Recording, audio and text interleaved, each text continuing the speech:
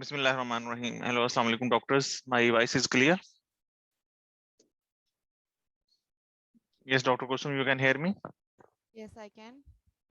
Okay. So you will start the session. The active participants today, we will start from Dr. Sania. First will be Dr. Sania. Assalamu alaikum, sir. Walaikum Assalamu salam. Yes, I will send you the Dr. Kusum message for her case. A message? This is her. Okay. No, Dr. Kusum. I am sending Dr. Kusum. Okay, sir. You got it, Dr. Kusum? Yes. This is her case. Okay.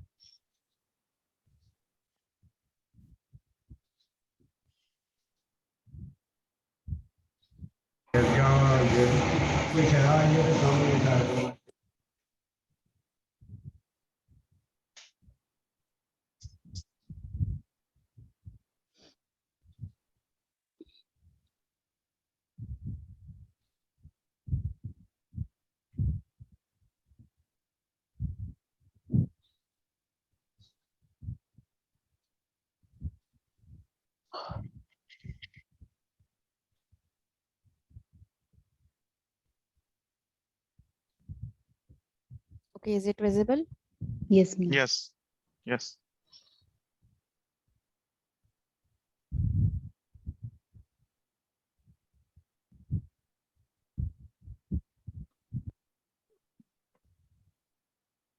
This is the patient walking.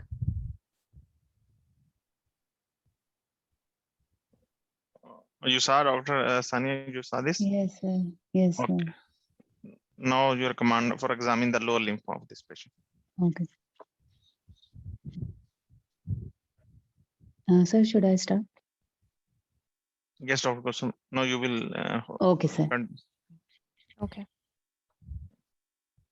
Hello, good morning. I'm Dr. Mumtaz, and I'm one of the doctors here. I've been asked to examine you. Is it all right with you? So, if you feel any pain or discomfort during my examination, please do let me know. So first of all, if a patient is lying, I will see the sides of the patient for any walking aids or any other supports available. Look at the shoes as well. And then I will expose the legs and look any wasting or any scars, anything visible on inspection. No. Okay, then I will check for fasciculation by tapping gently on both the legs. Any fasciculation? No. Okay, then I will like to check for the power. First of all, I'll check the power at the hips. Sorry, first of all, I'll check the tone.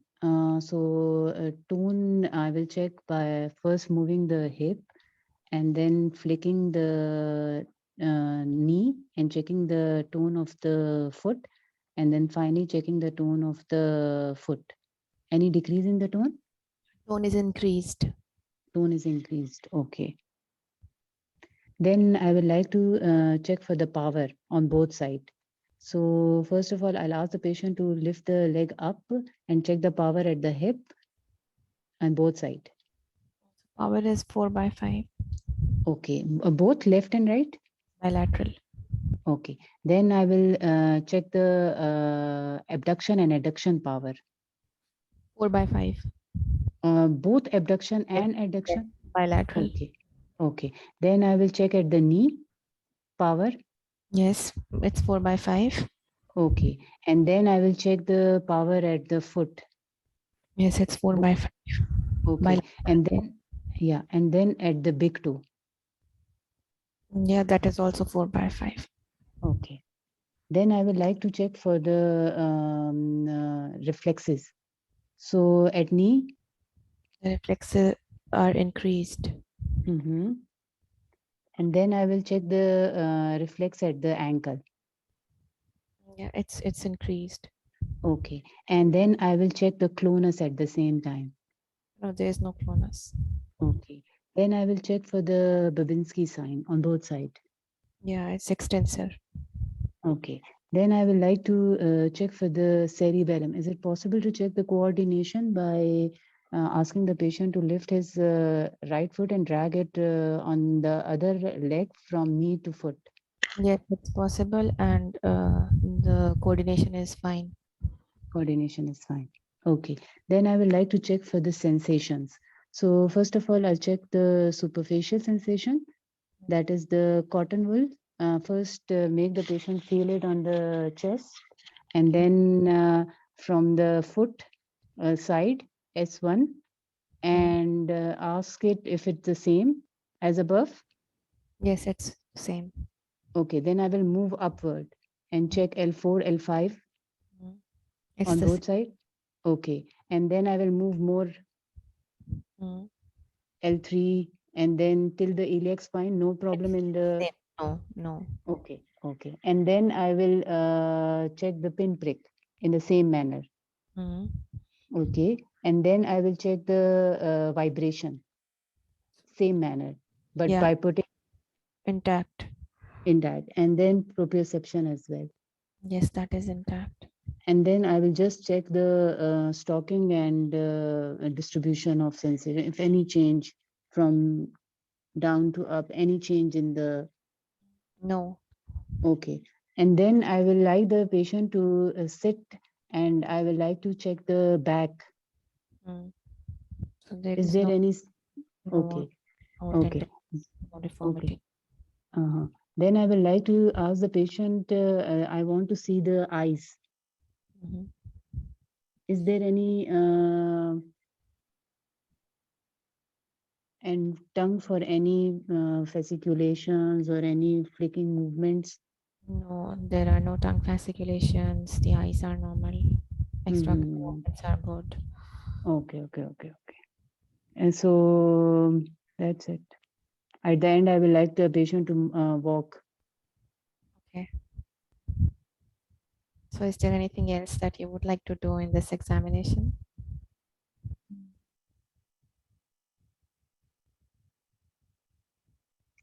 Sensory or normal coordination is intact, only upper motor neuron lesion in both the lower limb. No. Okay, so what is your impression? So I've examined this gentleman, and on examination, Okay, so first present your findings, please.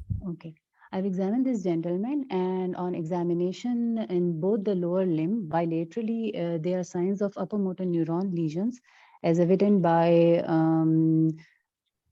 decreased power, hyperreflexia, hypertonia. However, the coordination was intact, and I was unable to appreciate any sensory affection.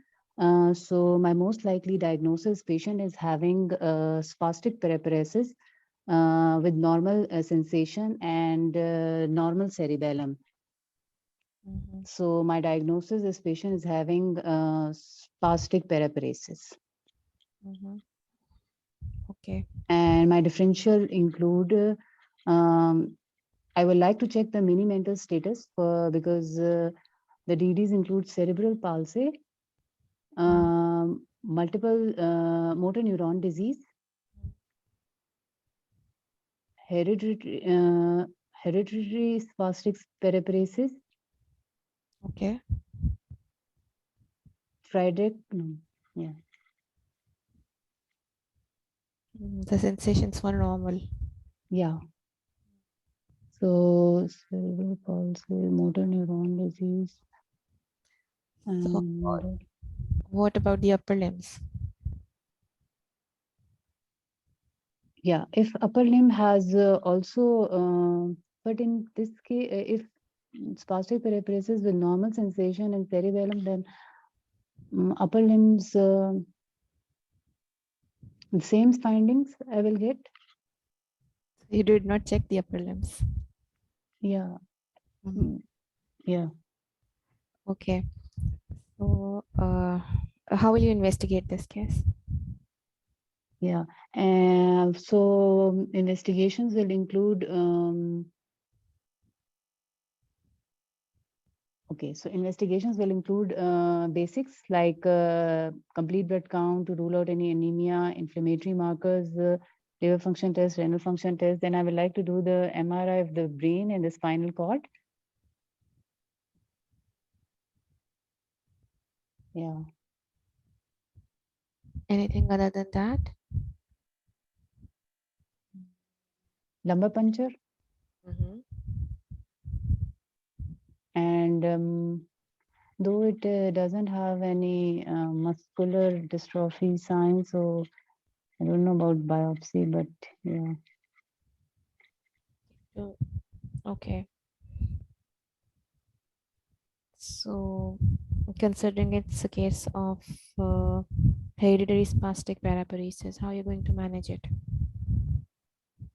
So if it's a case of hereditary spastic paraparesis, management is general, non-pharmacological, and pharmacological. Non-pharmacological will include patient education, counseling, explanation of the condition, forming a multidisciplinary team which will be involving the specialist, the neurophysician, the neurosurgeon, the orthopedic, the physiotherapist, the specialist nurses, the occupational therapist, the occupational health officer, and social support group. And specific is actually just treating the symptoms of any spasticity, any pain, and general symptomatic treatment. There is no cure. Okay. Is there some time left, Dr. Muzammal?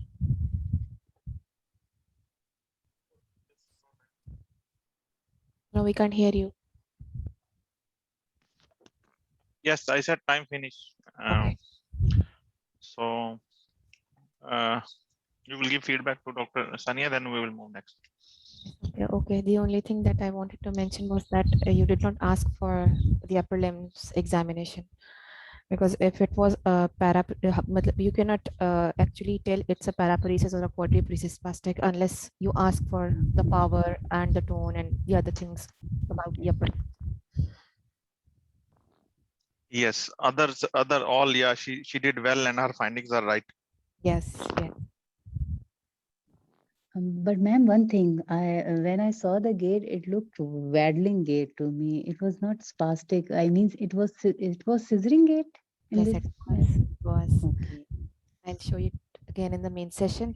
Then you Main can. session, we will discuss the gait and other findings also. This was a Oh. case of spastic paraparesis, hereditary spastic paraparesis. Okay. Good, you include that differential. Yes, very good. And this time, very good, Dr. Sani Ambach. All findings and your examination was appropriate, stepwise, organized, and findings you also explain very well. Differentials also appropriate. Good. Okay. Good. Thank you, sir. Okay, so today now our next is You can take Dr. Muzammil, Dr. Tasir. Dr. Tomba not here. Dr. Tompa and Dr. Suzy, they did not join me still. So you can go to Okay. Dr. Tasir, and if they are not joining, then you can take Dr. Osama also during this session. Okay, Dr. Osama is in session or in the main session? Dr. Osama, He Dr. Osama, should be you are in the main session. Yeah, he should be in the main session. Okay, no, actually, Husni missed one case during the last session. Dr. Husni missed the session. So the case of Dr. Suzy, I have offered Husni and he has joined. Good. So now Dr. Tasir will perform, then Dr. Husni will perform. Right, okay. Okay.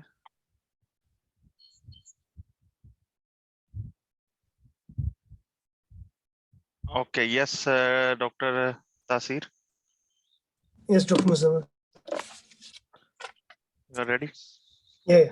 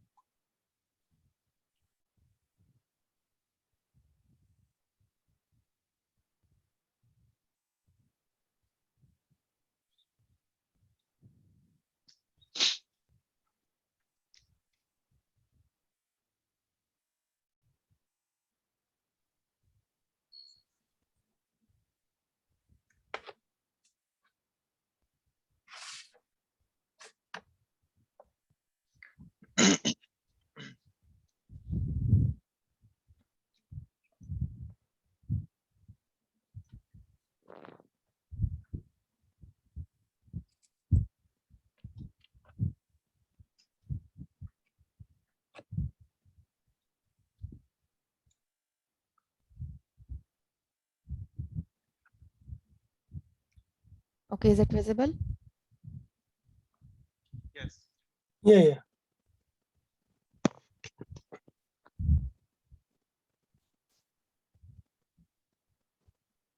Just this is inspection, then you will start, doctor.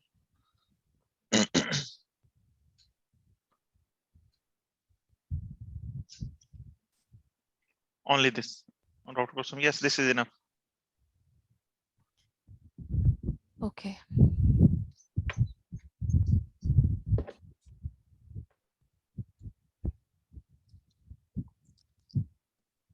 Hello.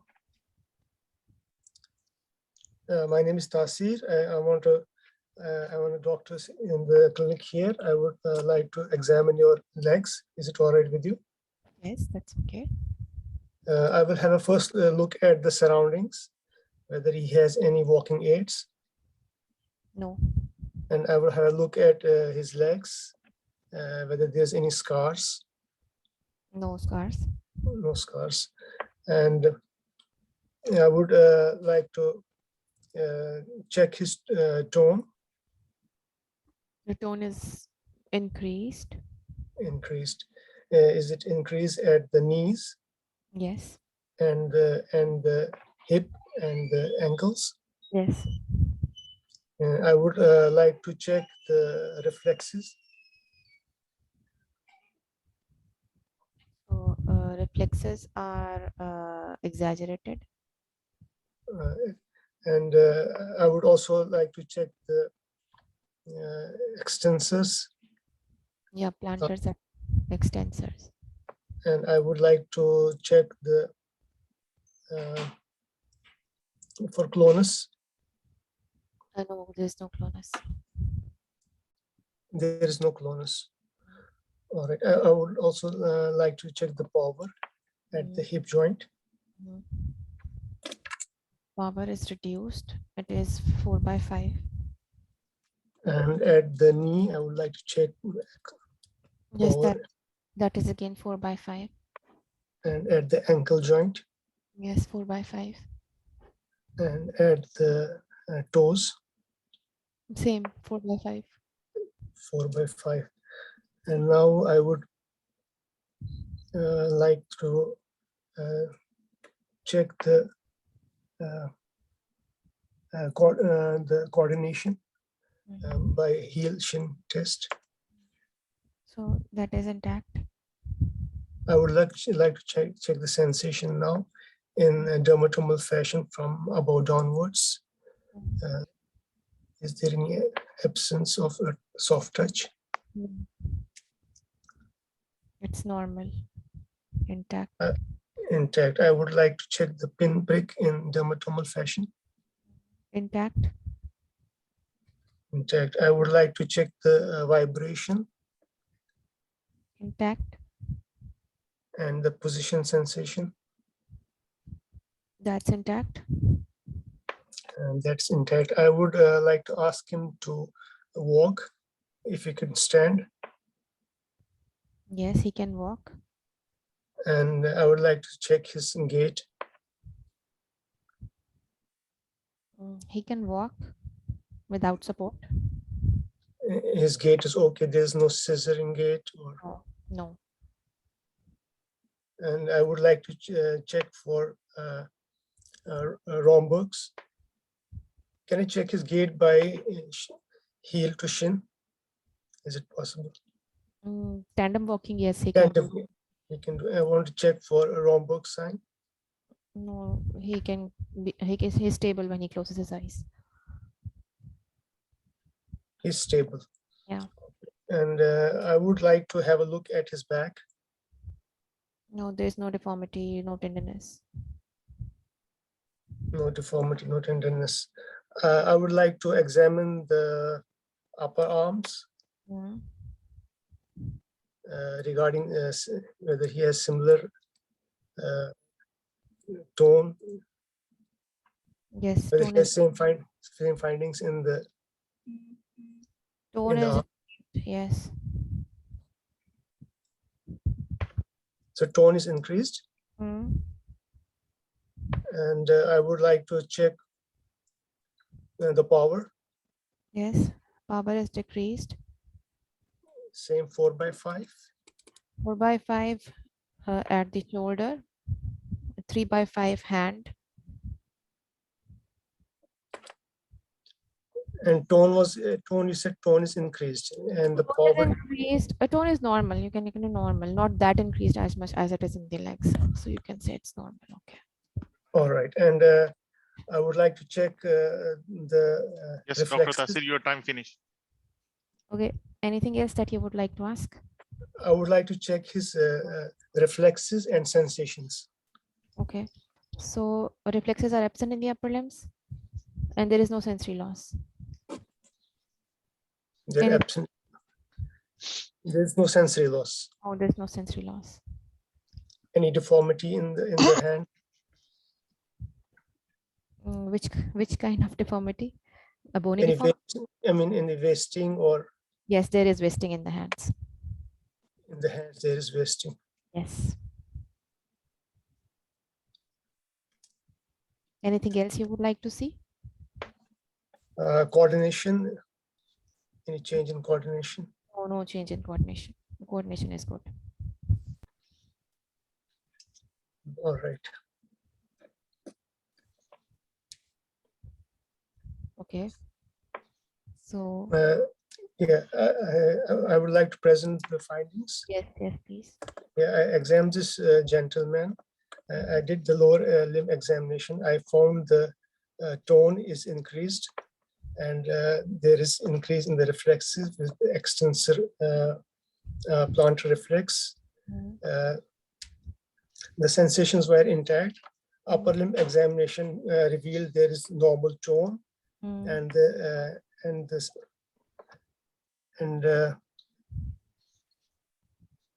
and the reflexes were absent, and there was wasting in the hands muscles. Yeah. So my differential would, I would think of a cervical myelopathy. Mhm. I would also like to think of all the sensations are intact. I thought syringobulbar, but these sensations are intact. Mhm. And I would like to think of any cervical tumor Okay. or disc, any pathology in the cervical spine. Okay.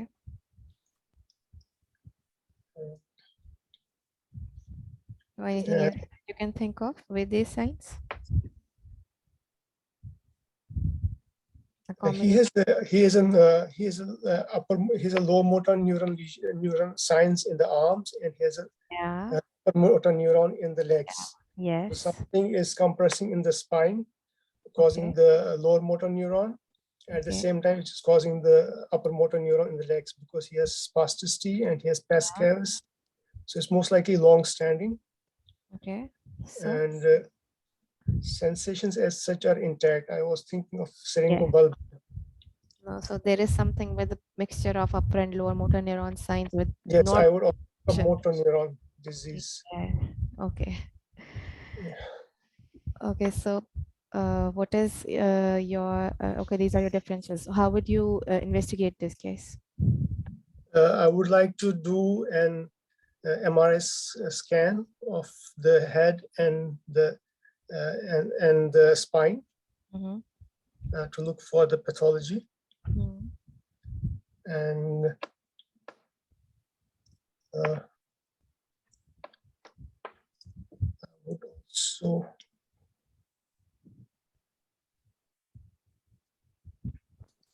Anything else other than MRI? I can do a lumbar puncture, Mhm. thinking of multiple sclerosis also. Okay. I did not check the facial eye signs, All right. and Your time finished. an X-rays. Okay. Time finished.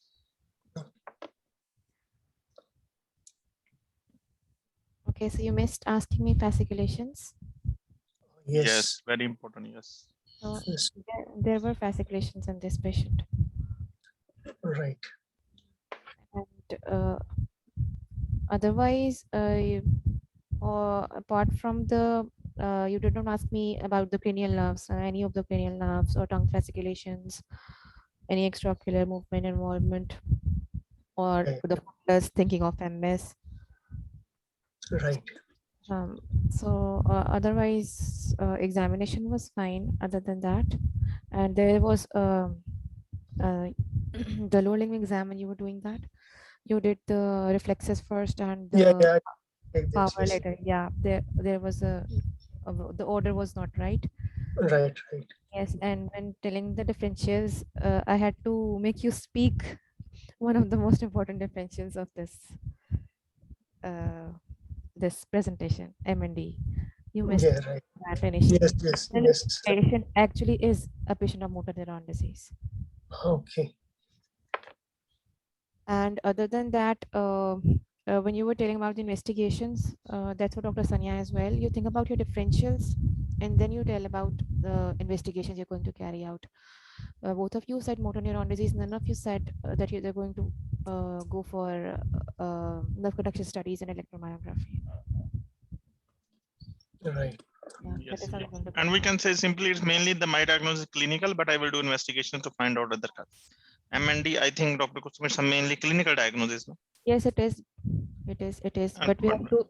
But we do have to rule exclude out. other. Yeah, every other thing for it. Yes, yes, that's what. Among that, NCS and EMG is very, very important. Yes. MRI, NCS, EMG, like that. Right. Okay, so we will see the full video in the session. Next is Dr. Husni. Yes, Doctor. Assalamu alaikum. I'm ready. Walaikum assalam.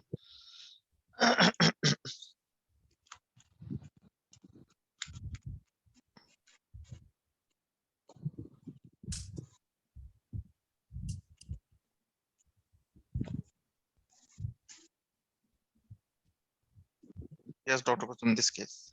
Okay. Which one? Which one out of these?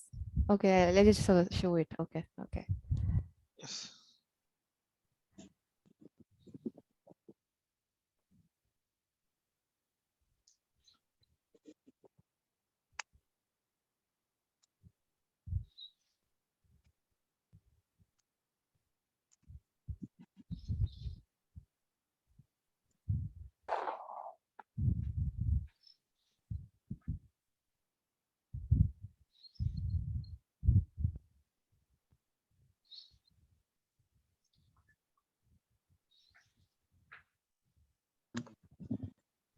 Is it visible?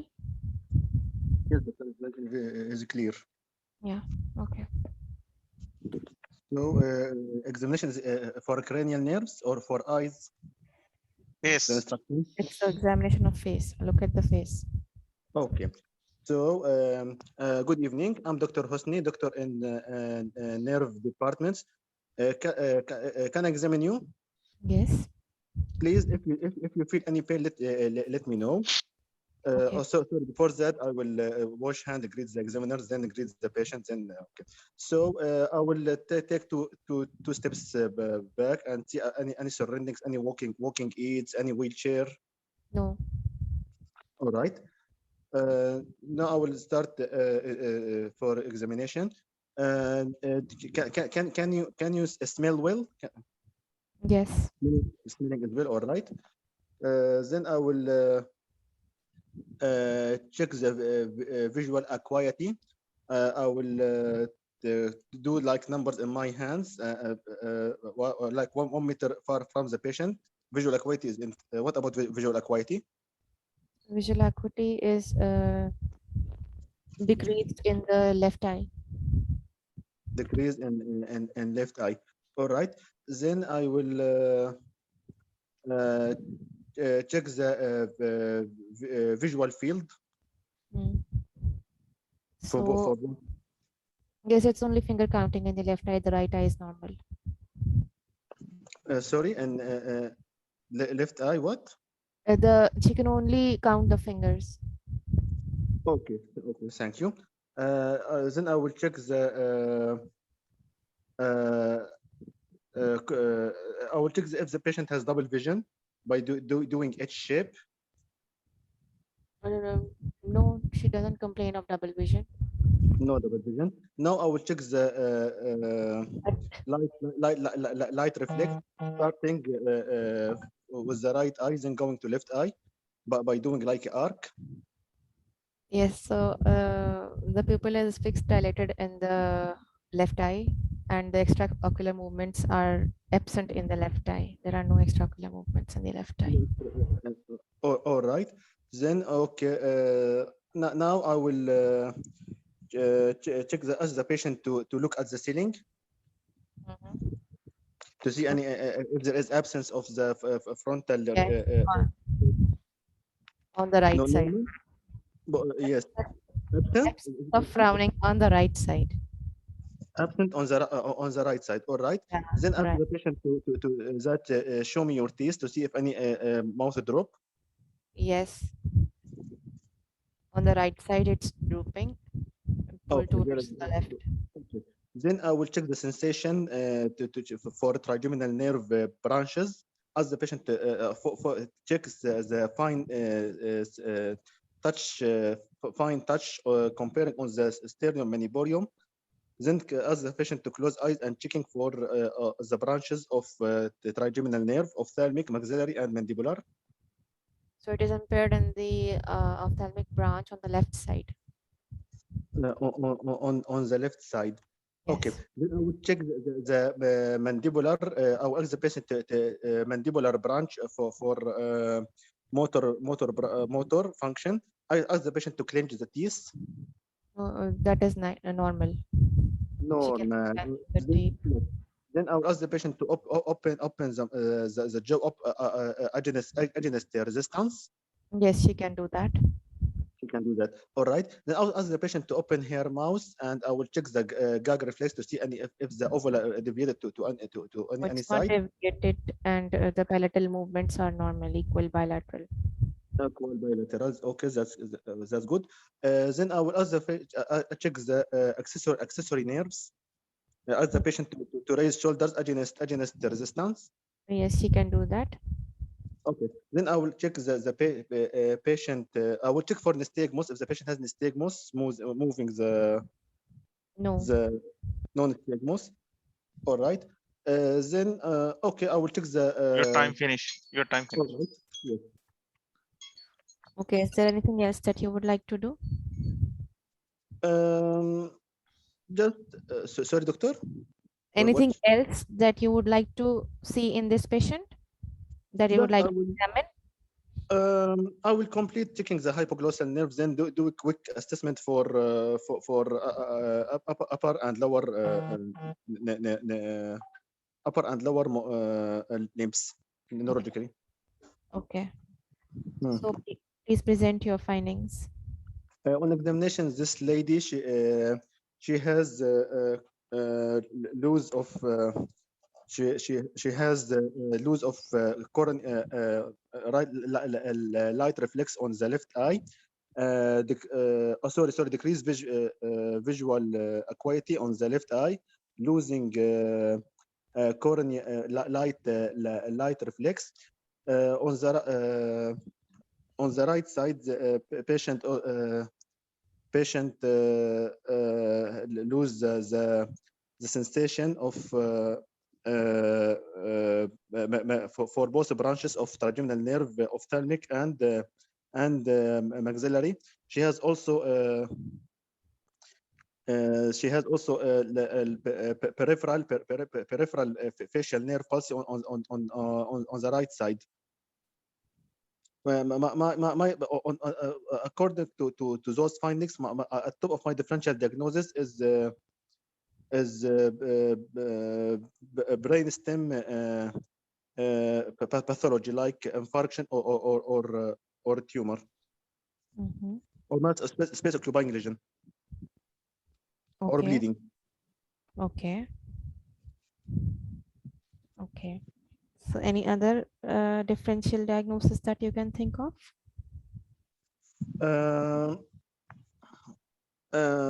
Maybe because on the right and left side. Okay, where Where can Sure. you localize the lesion? Where can you localize it? Can you localize it somewhere? Localize the lesion on the cerebral peduncle. Acha, okay.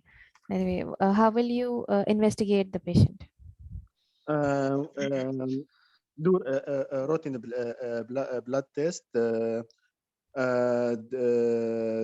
Do MRI brain and assess the patient cardiovascular if there any cardiovascular risk or abnormality. Okay. Yes, this is investigations. Okay. I'll do ophthalmofundoscopy to see any papilloedema. Okay. Okay. So, how will you manage? According to investigation findings, and will education and counseling and protect right eye from dehydration because of affecting of right facial nerve peripherally, and Okay. yes. So, considering its cavernous sinus thrombosis, how will you treat it? Or maybe how will you investigate now? But as I know, okay, sorry, because there was facial nerve pulse. So if Yeah, the patient, yeah, that's okay. I'll explain that later. Okay. What about, just tell me about the, how will you investigate or manage the cavernous sinus thrombosis? do routine blood test, including coagulation profile to see any abnormality in the PTK prolongation. Okay. Doing search for history of meningitis, Yes. thrombosis, and Okay. this, do magnetic resonance venography. Okay. Other according to the patient has history of the DVT, we can do to search for antiphospholipid antibody syndrome or other coagulation abnormality like lose of a protein C or protein S or of the according of drug history of using OCP. Okay.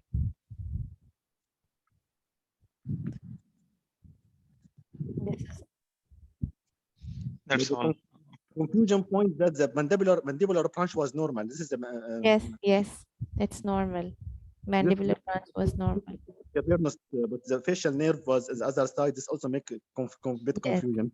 Yes, the facial nerve is actually the confusing part. All the other nerves are on the one side and they all fit into the description of cavernous sinus. Like they localize at the cavernous sinus. So the facial nerve, actually this patient got it all after COVID-19 infection. That's This was- very this distinguished was case. COVID, yes. What's called this? What is called this case like cranial nerve pulse after COVID-19? Sorry? Post-viral cranial mass. Yeah. We can say it post-viral infection. But in the exam, we will say multiple cranial pulses. Yeah, this is multiple cranial nerve palsies. Okay. Okay, Dr. Kusum. We will show this, Dr. Hussain, we will show you the full case in the main session, okay? With all the findings. Okay, so I think only 7-8 minutes remaining, 10 minutes remaining. We will start in the main session. Dr. Kusum, the fourth candidate is missing. Okay. So in the main session, we will start after 10. You can have a 10 minutes break. Okay. We will start. We will continue in the main session. Okay. Either you can mute or you can leave whatsoever you want. Sir, can I ask one question from ma'am? Yes. Yes. What seventh nerve was doing in cavernous sinus? It's on the opposite side if you noticed. It's not So included the cavernous is it sinus. involved? But it is lower motor neuron type Yes, it because is lower motor neuron. Yes, it was lower motor neuron. so where is the lesion then? No, it doesn't fit into the description of a single localization. It does not. Okay. So then what DDs we will give for this case? If cavernous sinus, but how will we explain 7 nerve? You can put it into multiple cranial nerve pulses, but you cannot give DDs on the Oh. like if you put it into cavernous sinus, no, you cannot put it into just one etiology. Actually, I said that because this was actually cavernous sinus, and Okay, apart ma'am. from cavernous sinus, there was a separate issue of the seventh nerve on the other side. Okay, so Mhm. you cannot actually localize it to cavernous sinus only because of the Okay. seventh nerve that is separate here. So, ma'am, in such cases where because sometimes there are some symptoms that are not going with one, so then because they ask at the end, so Yes, what are your differential diagnosis? And in case of differentials. Then, cranial nerve, they ask, so what do you think? What might be the cause of this so problem? if you don't have the investigation, well, like if you don't know the diagnosis actually, okay, then we can think about the brainstem lesions. They could be vascular lesions, any dissections, aneurysms, any infectious lesions at all. Any bacterial, any fungal, tuberculous, viral. They can cause multiple cranial nerve palsies on both Mm, sides. okay. Here, other than that, the granulomatous diseases like sarcoidosis, Wegener's, they can also Okay, ma'am. cause multiple cranial nerve palsies. Then So we can, any pathology of brainstem we will yeah, tell. yeah, Could be exactly, anything. Okay, ma'am. exactly, Thanks. exactly.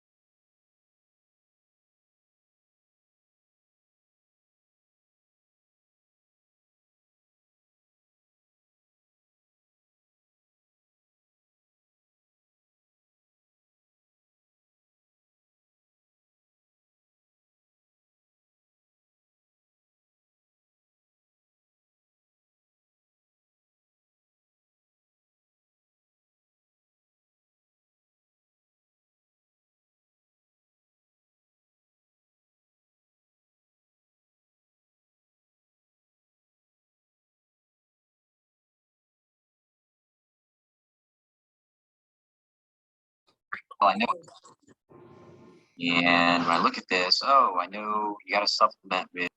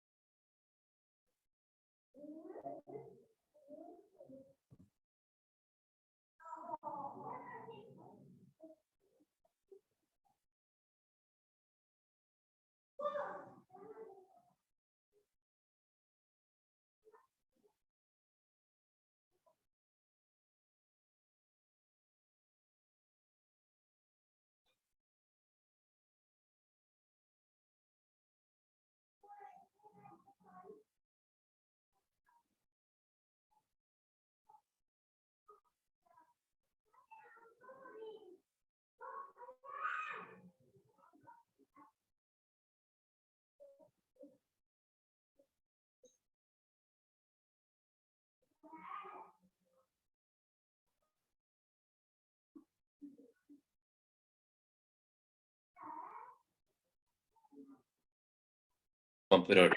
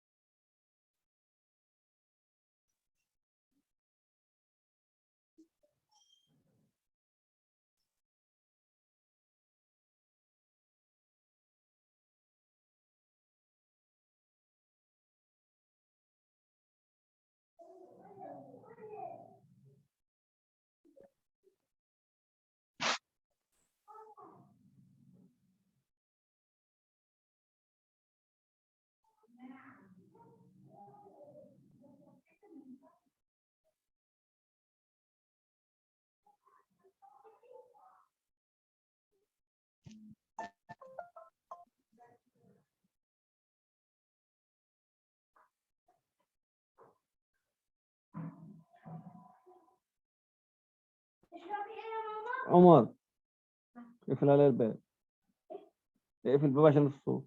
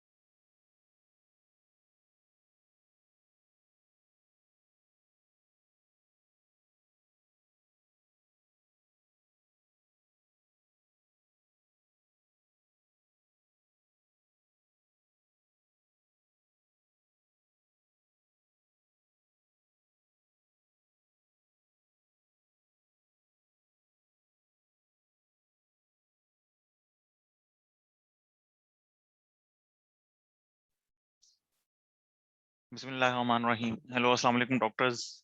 My voice is clear. Yes, sir. Assalamu alaikum. Walaikum Walaikum assalam. salam wa barakatuh. It's very clear, Dr. Jamil. Thank you. Yes, Dr. Kusum, you are here. Yes, I'm here. Okay. Yes, So, doctor, I'm here. Yes, doctor, I'm here. yes. Okay. So today's list. 1 minute. Let me check. For the main session is first is Dr. Rajiv. Yes, sir, I am here. Yes. Second is Dr. Usama. Dr. Usama, you are here. Yes, Dr. Muzammal. Yeah. If you don't mind, you will be the third one because you saw that case before. Yeah, I'm ready. It's okay for you. Then you will be the third one. Good. Yes. Thank you. Second one will be Dr. Shaheen, and Dr. Husni will be the fourth one. Okay. That's So good. today's sequence will be Dr. Rajiv, then Dr. Shaheen, then Dr. Osama, and then Dr. Husni. Okay, so we are going to start our session. Today's session we will discuss very common exam cases, very common appearing that are the classical cases for the cases. Whether your exam is in the UK or it's even in the international center, these cases are equally important. So Dr. Ajib will do the first case with Dr. Kusum. First, I will show the look for inspection.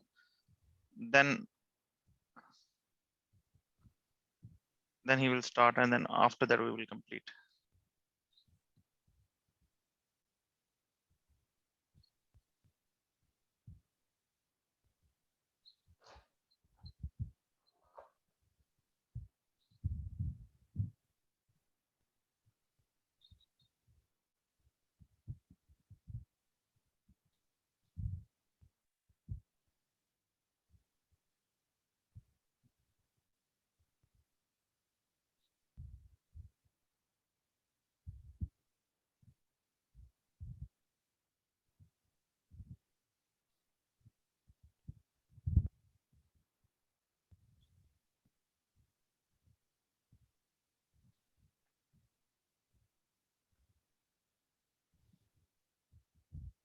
Just give me 1 minute, doctors. I'm just looking for the case.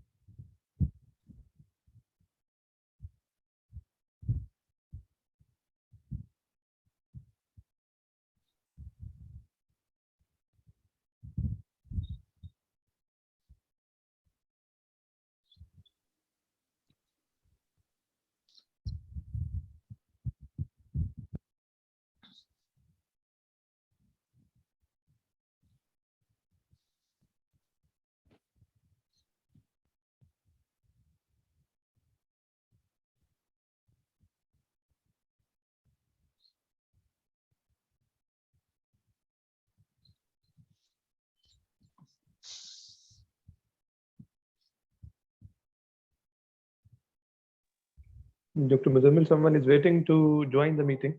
Can you let Yeah, him? I just accepted because I was looking for the videos. Accepted.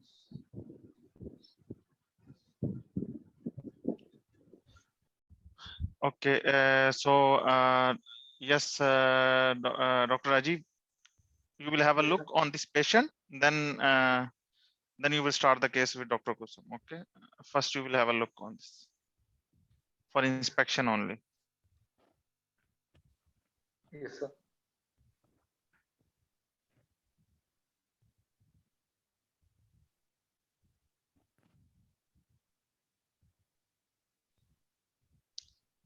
You can see the screen. Yes, I can see. Yeah.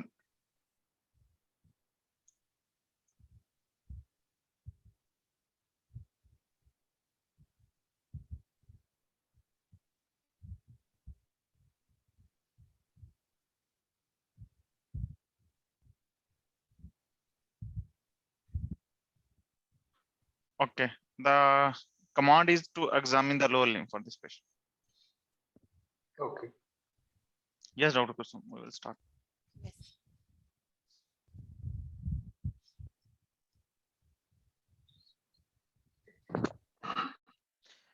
Time will be only 4 minutes because you are just telling and not giving and doing proper. You are just giving the command. So 4 minutes for you, then 4 minutes Viva. Okay, I would like to start with the inspection to see any muscle wasting or fasciculation. Is there? There is no wasting, no fasciculations. No deformity? No. Okay, then I will see the tone at the hip joint, knee joint, and at the ankle joint.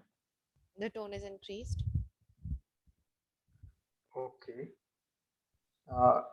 Then is it like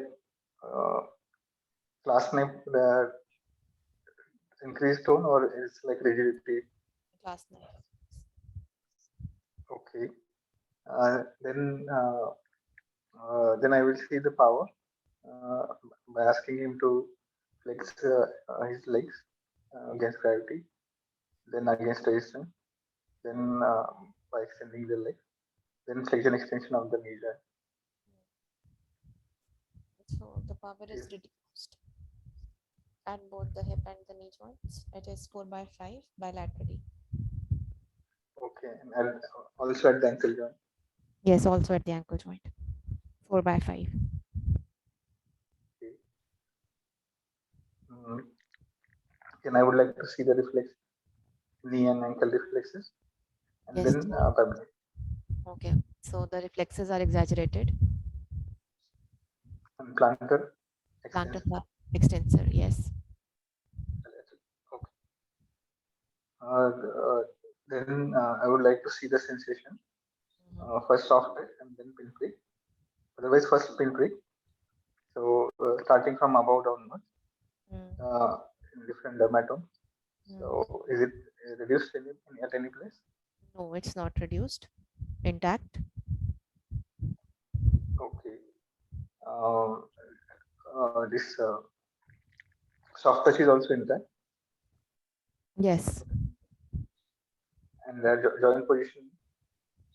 Intact. Okay, then I will see the cerebellar, like cerebellar sign and then knee heel test. So the that is coordination is intact. Like it's normal. Okay. Okay, gate I have already seen. Yeah. Yes. Yes, I think that's it. Okay, then you can present your findings. Anything else that you would like to see? Gate is already seen. Okay. Okay. So then Maybe present. I would do a Romberg. I may do a Romberg once. Okay. Okay. So he can he's stable with his eyes closed and open both.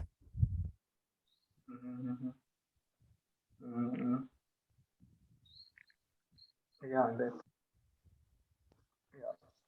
So, Okay, so on examination, this gentleman has mostly motor, upper motor type of motor weakness without any sensory loss, with exaggerated reflexes and bilateral upgoing contrast.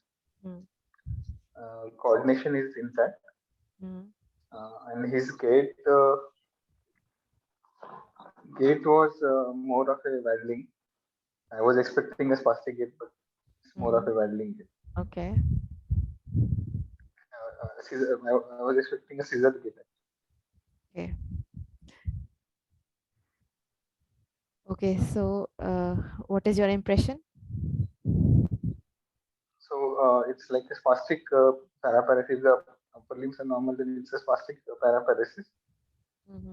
So we have to see like cause behind the lesion, either any kind of a tumor, trauma, or infection, abscess, which is or disc which is compressing the spinal cord. That could be a possibility. Okay. Or it could be first episode of multiple sclerosis, but very less likely because it's bilateral symmetrical. Okay. Then could be a transverse myelitis, rarely. The sensation. Yeah, and I forgot to see the bladder involvement. Mm-hmm. Bladder and bowel, and at least bladder, whether Okay. he was catheterized or not. Okay. So if it's a So, spastic paraparesis and the sensations are normal, is there anything else that you would like to add in your differentials? so could be rarely motor neuron disease or Mm. or like inherited spastic paraparesis. Mm-hmm. Rarely it could be a parasagittal meningioma, but very less Yes. likely because Yes. Yes. Good. Okay. So how are you going to investigate this patient? investigation will be first to find out, apart from basic investigation. So first we have to find out the cause of the find out the pathology, like disease pathology. So Yes. Okay. initially brain and spinal cord imaging, Mm-hmm. and then mostly we'll get the reason behind the reason. And then if it is further investigations are required, then in CV can also be done.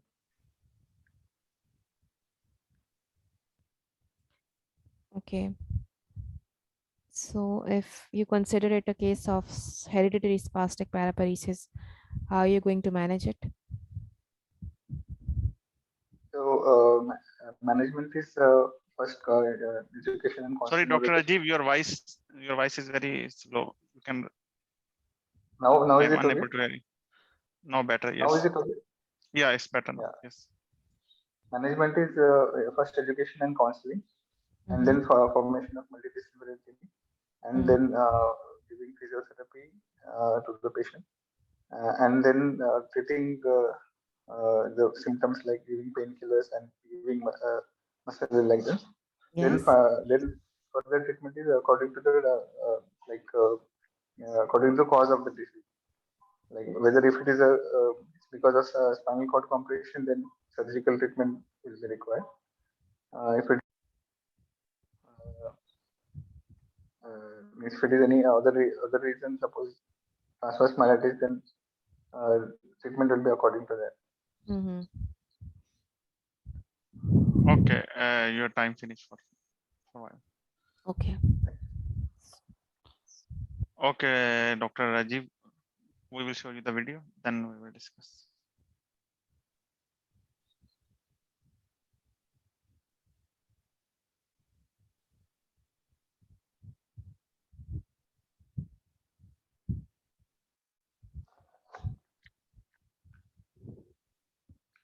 The other one. Yes.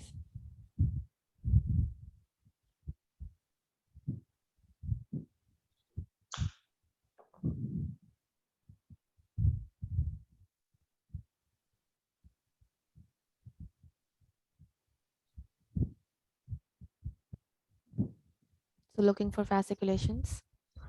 There were none.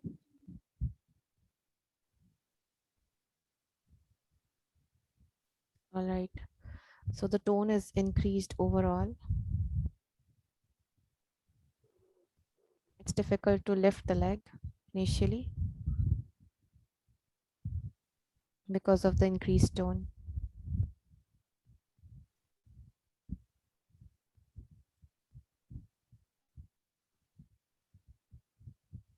Look.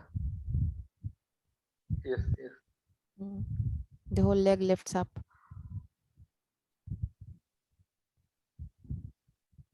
So it's also difficult for the patient to lift it because of spasticity. Otherwise, his power is not that bad. He can walk independently.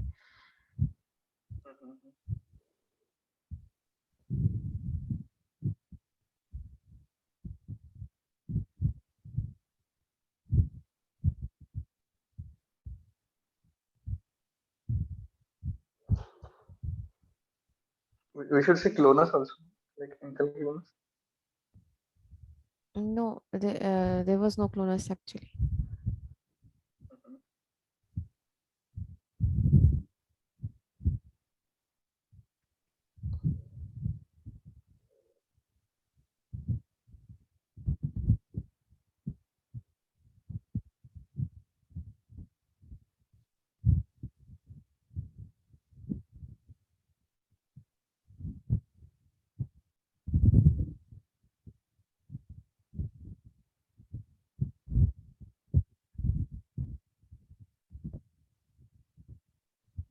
So checking for the reflexes now.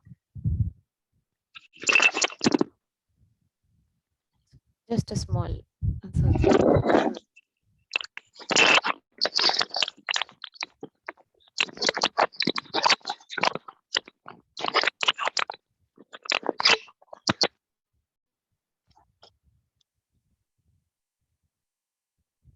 So knee was much more exaggerated. The ankle was present, but it was not that exaggerated. Like it was kind of normal as compared to the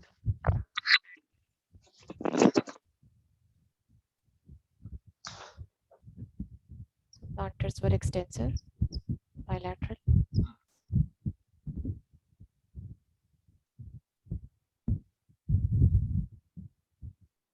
The next video. Yes.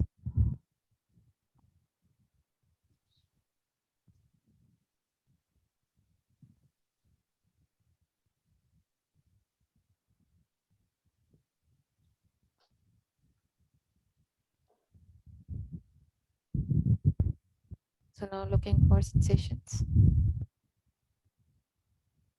There was no level, not even in the dermatomes. The sensations were totally intact. Both the print break, the joint position sense as well.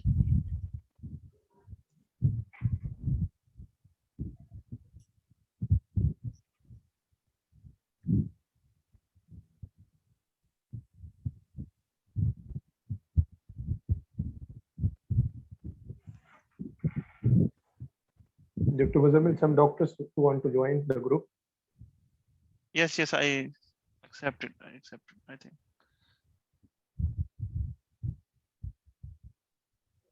For Dr. Israt, she is having some problem. From my side, I am accepting her every time.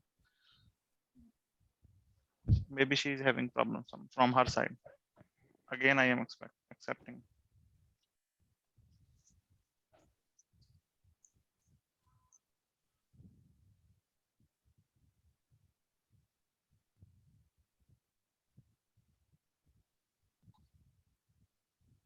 Just to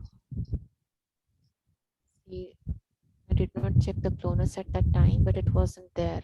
So just to show that it wasn't there. Okay.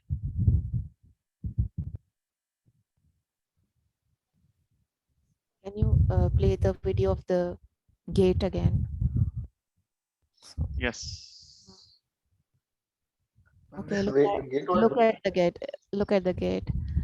Yeah, Look. Dr. Kusma, explain his gate, and we will see, and then explain, please. Yes, yes. Look closely. When he turns back, then it would be a bit. Yeah, now it is better when you turn it when he turns back and walk towards us. So please play it again. No, first you will explain, because in between, if you explain, voice is not clear. You will tell then what you want to. Then I will show the video Okay. again. Okay, then focus on the feet. Look where his feet are falling. See, you will see that they are crossing one another. Okay, if you just look as a whole, you might think that it's a bit waddling, but no, when you look at the feet, you can see the legs are very stiff, and the feet, they fall either in front of one another or they cross one another. Like it's a scissoring gait. Please look at it closely when he comes towards you. Look. Yeah. When near the end, it was clearly scissoring gait. Yeah.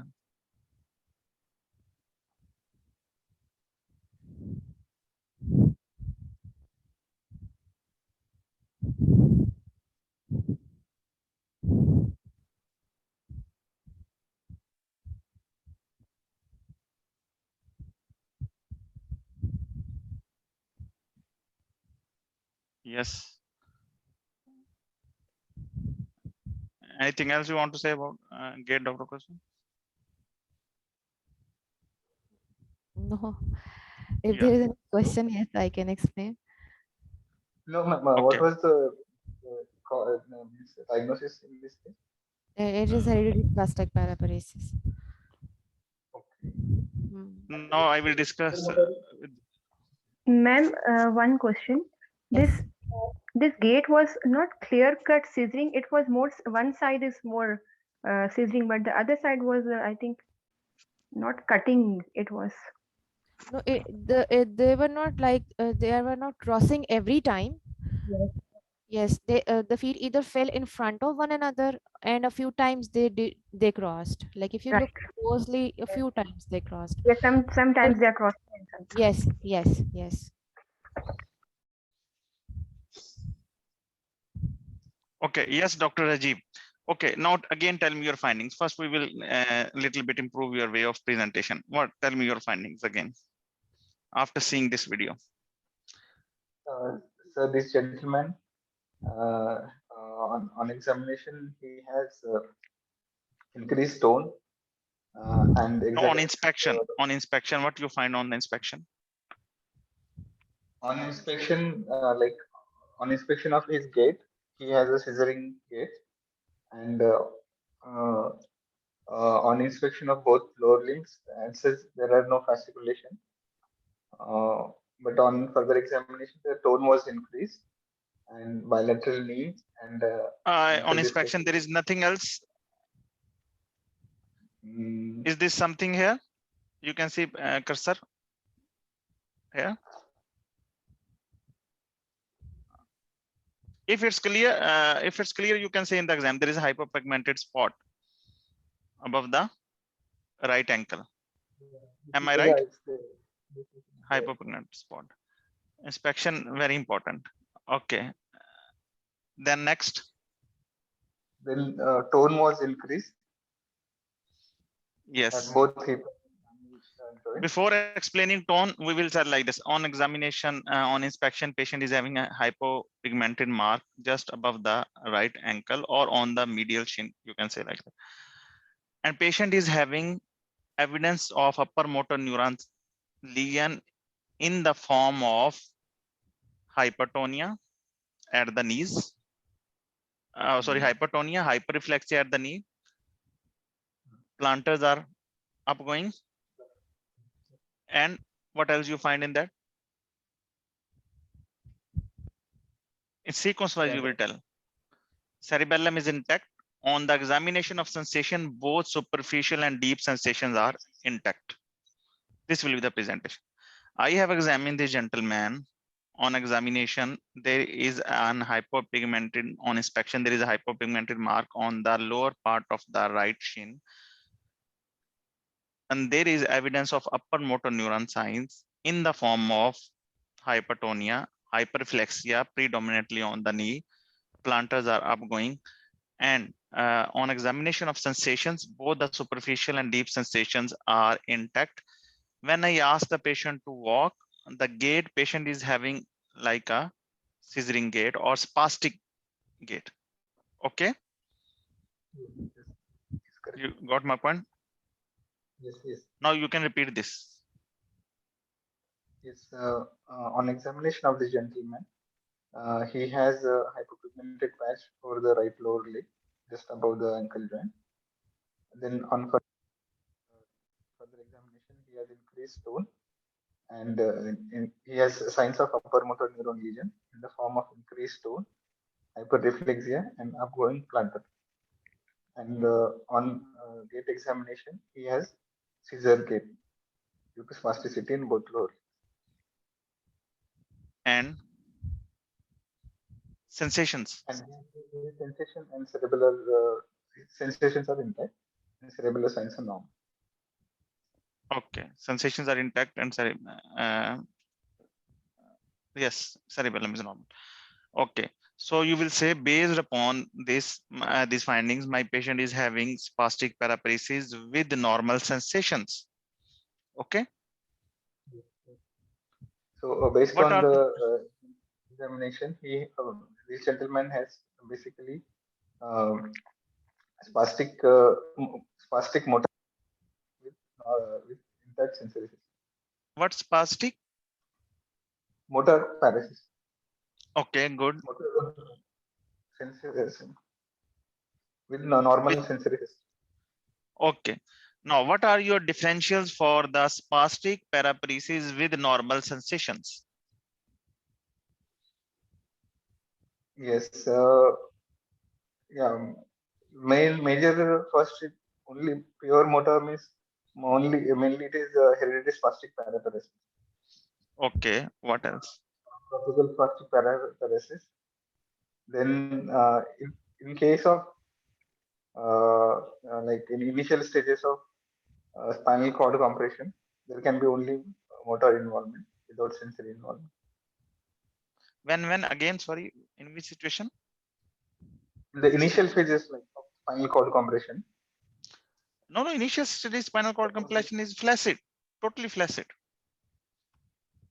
Initial stages of the spinal cord compression, patient is having, am I right, Dr. Kusum? Patient Yes, is having yes, flaccid. he can have spinal shock. That is called spinal shock, Yeah. and the tone is decreased, and the patient is flaccid. Yes. Yeah, no, but means initial means it has not compressed the sensory tract. It has compressed the motor tract. Means the suppose the malignancy or metastasis or disc is compressing the motor tract at present. Has not compressed the sensory tract. It's very difficult. You know, there are lateral corticospinal tracts and there are anterior tracts and then there are posterior tracts. Very difficult in between the corticospinal or in between the anterior and posterior. It's really unlikely that they will compress only the lateral and they will not compress either the anterior or posterior. Yes, that is rare. You can say it very down the list. There are many other important that come up. Simply, you will not face such case in the PACES exam. You will not simply, I will tell you, this such case you will not face in the PACES exam. Okay. So don't make it one of your differential. Just your case is make your approach spastic paraparesis with normal sensations. Now tell me what are your differentials with spastic paraparesis with normal sensations. So one is hereditary spastic paralysis, tropical very good, spastic paralysis. Very good. Parasitical meningioma, sometimes very good. Then it could be a means rare case of or initial stage or like full examination we have not done. It could be a part of motor neuron disease. Yes.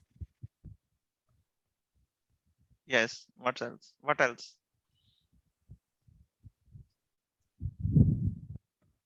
Without sensory. Yeah, that is it actually. Because other causes of only pure motor will have acid paralysis. Suppose GBS and all will have acid lower motor neuron type of lesion. Yes, Dr. Kusum, you will add any other cause? The cerebral palsy can be added in it. Yeah, cerebral palsy in this age. According to this age, keep it as one differential for cerebral palsy also. Okay. Okay. So actually, you were telling all the differentials of spastic paraparesis with loss of all the sensations. With the sensory level, yes. Yes. There are these are two different categories. It's both are on the opposite side. One is this one spastic paralysis species with all the normal sensations. Cerebellum is intact. This is differential you have already told. Hereditary spastic paraparesis, motor neuron disease, cerebral palsy, parasital tumor. Halas. The other cases that you were misconfusing is spastic paraparesis with loss of all the sensations.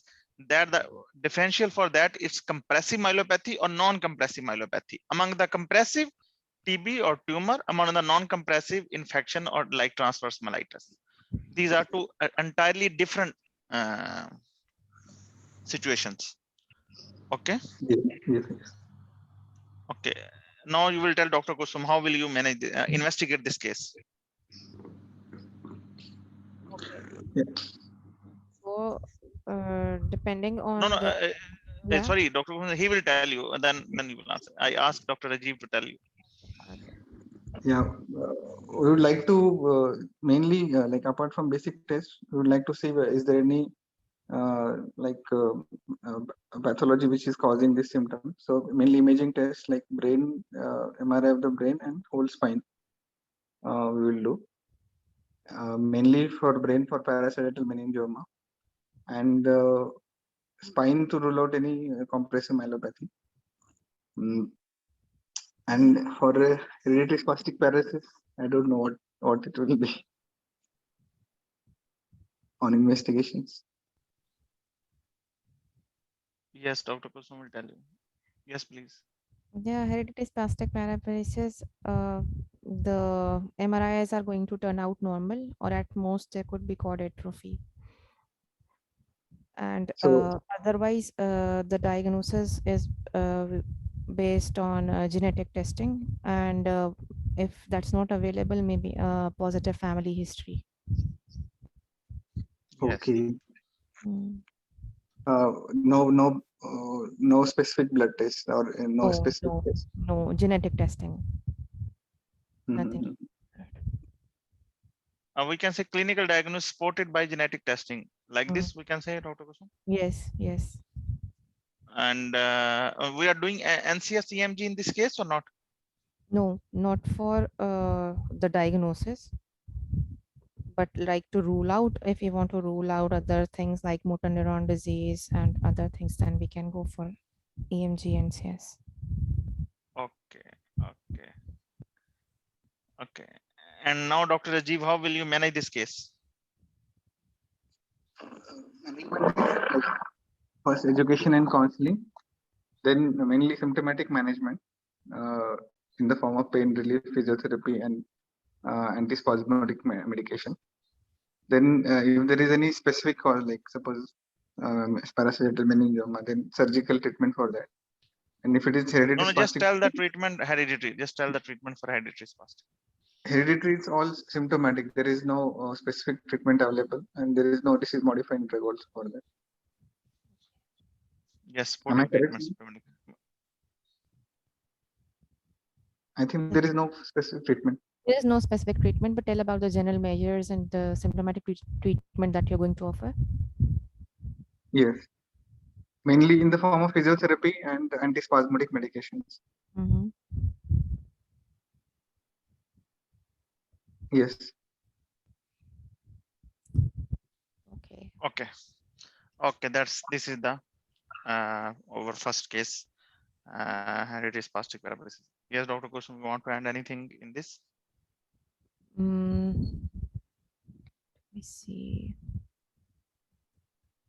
Okay, the treatment options, we can manage it like, we can make it divided into two parts, pharmacological and non-pharmacological, and then we can put the physiotherapies and the stretching, strengthening exercises, and orthosis if required. All of this Rehabilitation.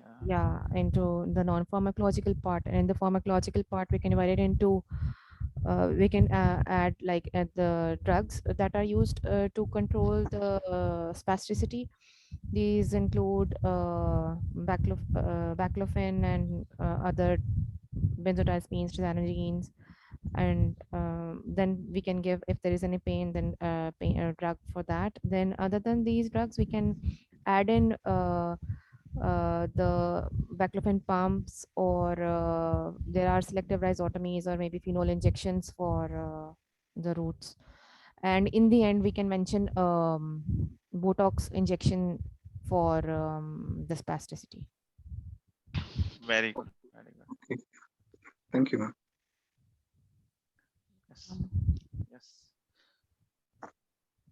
Yes. Ma'am, apart from this hereditary spastic paralysis, there won't be in much differential for it, no, like no other causes. No, the differentials that you mentioned, that parasagittal meningioma, the cerebral palsy, motor neuron disease, all of them can present like that, because in all of them sensations are usually normal. So we can mention motor neuron disease, symmetrical involvement. Yes, we can mention. Okay, multiple sclerosis. Multiple sclerosis is not very likely without a sensory level.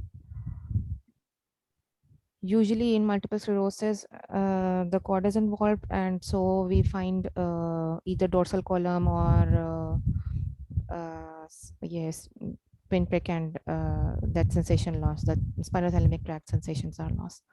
So pure motor very less likely. And compressive myelopathy will not be like not in the list as well. No. Compressive would be with sensory involvement. That is again MS type. MS would be in the non-compressive part that Dr. Muzammal explained, and the compressive part will have these tumors or disc prolapses and tuberculosis, abscesses, things like that. Okay, ma'am. Okay. Thank you, ma'am. Okay, so we will move to our Dr. next. Kulsum, Yes. Dr. Kulsum. Yes. Yeah, Dr. Kulsum, Assalamu alaikum. Could you please repeat again the treatment option, just as you said before? Yes.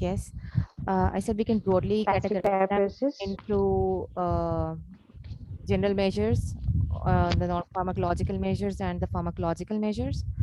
So in the general ones or non-pharmacological ones, there is going to be physiotherapy, the rehabilitation, orthosis, casts, things like that.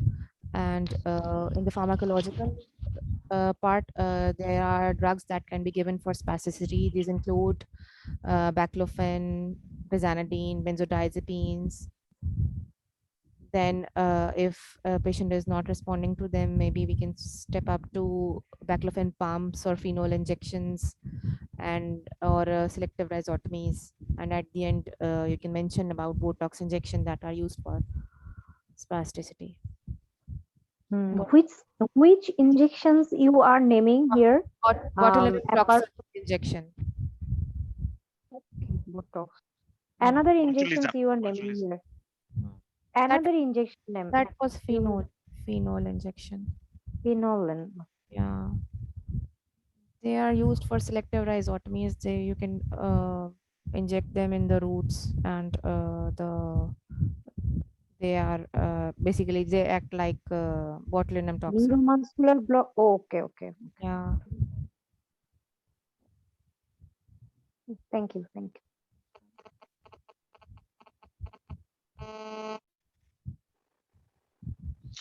Okay, yeah, yes, Dr. Humera, what's your question? What is the treatment for tropical spastic paraparesis, although it's very rare? That is also supportive treatment because this is because of HTLV1 infection. Yes. So Yeah. no, we don't have treatment options for it like we have for other non-compressive. Okay. Yeah. Right. Could you please explain a little bit about selective rhizotomy, how it's done, just for the information? So selective rhizotomies are basically done. They are selective roots that are affected, like that are causing the spasticity. They can be sectioned, like the roots.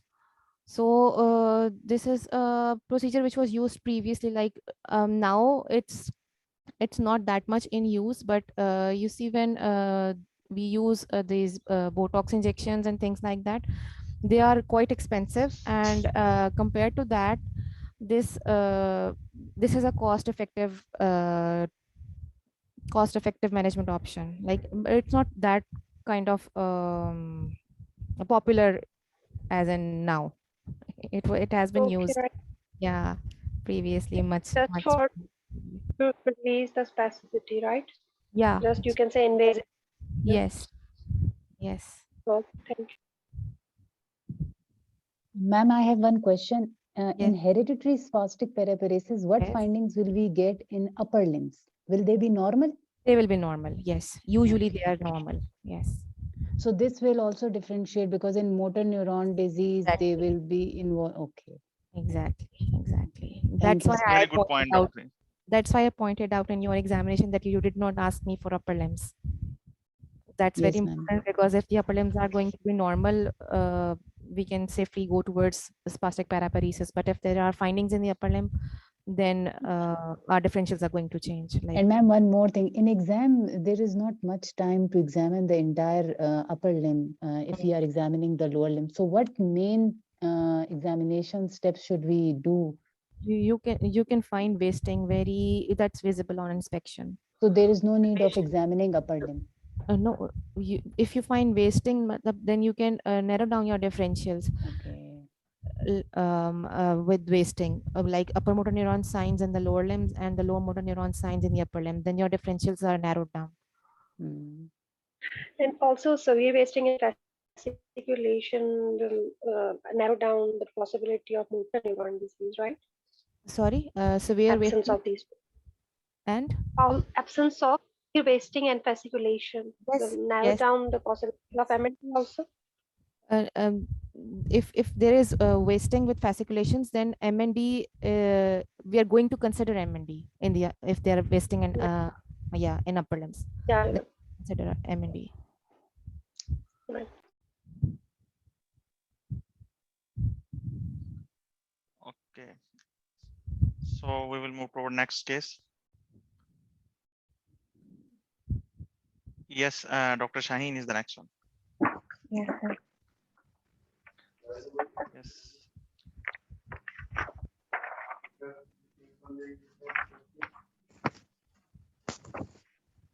We will show you the inspection.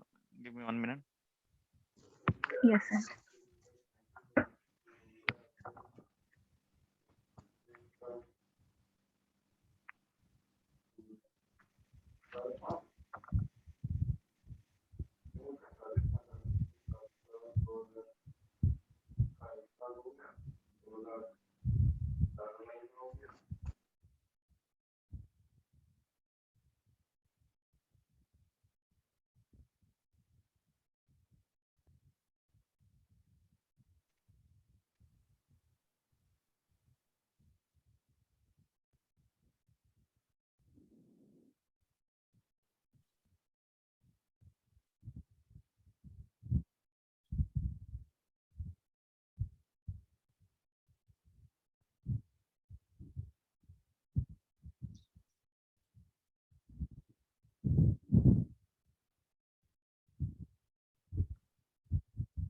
Okay. This is your, you can see my screen. Yes, sir. This patient is, this patient presented with weakness in both hands. You examine lower limb. Okay, sir. Can I start? Inspection is 1 minute. Inspection you can do. Inspection.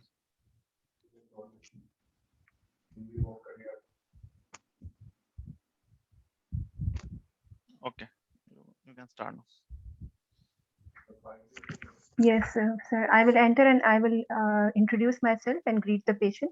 And I will take permission and I will inspect the legs to see any wasting, fasciculations, any scars, and I will check the surroundings for any walking aids. So there are no walking aids. There is no wasting or scars, no fasciculations. Okay, I will check the tone. Yes, the tone is increased. In both limbs? Yes, in both limbs.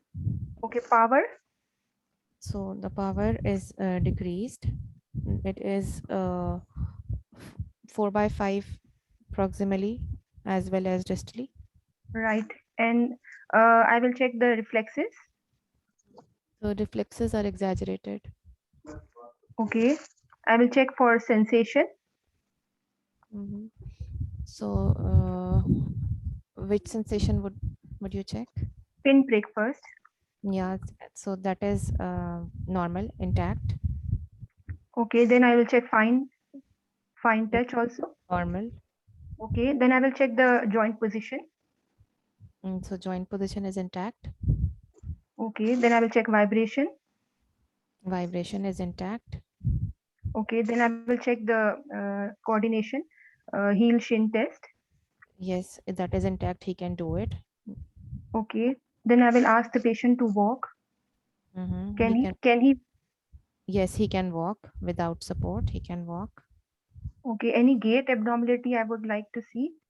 No, not a typical. Okay. Okay, then I will ask the patient the hands. I will check for increased tone No, the tone is decreased. in the hands. Okay. And the sensation in the hands? Sensation is normal. Okay. And reflexes? Absent. Okay. I would like to check any facial asymmetry, generally inspection. No. Okay. And I would like to check the closure of eyes and blowing of the cheeks. Seventh nerve. Yes, he can do it. Okay. I would like to check dysdiadochonesia in the hands. That is okay. Intact. Okay. Okay. I would like to check the back of the patient, any spinal scar, tumor, any surgery done on the back. No, nothing. Okay. And sacrum also, no scar, nothing. No. Okay. I would like to complete my examination by doing a full cranial nerve examination and check the gait of the patient and take a full history. Okay, what would you Okay, like your to time finished. It's okay. This much is enough examination. Yes. Okay. Okay, so present your findings, please. So this patient has signs of at first on inspection, I found there was just mild wasting. Otherwise, there was no scars, no fasciculations, no asymmetry. And there were signs of upper motor neuron lesion in the form of increased tone, increased reflexes. Power was reduced bilaterally. Sensation was intact, and coordination was intact. In the upper limbs, I found the signs of upper motor neuron.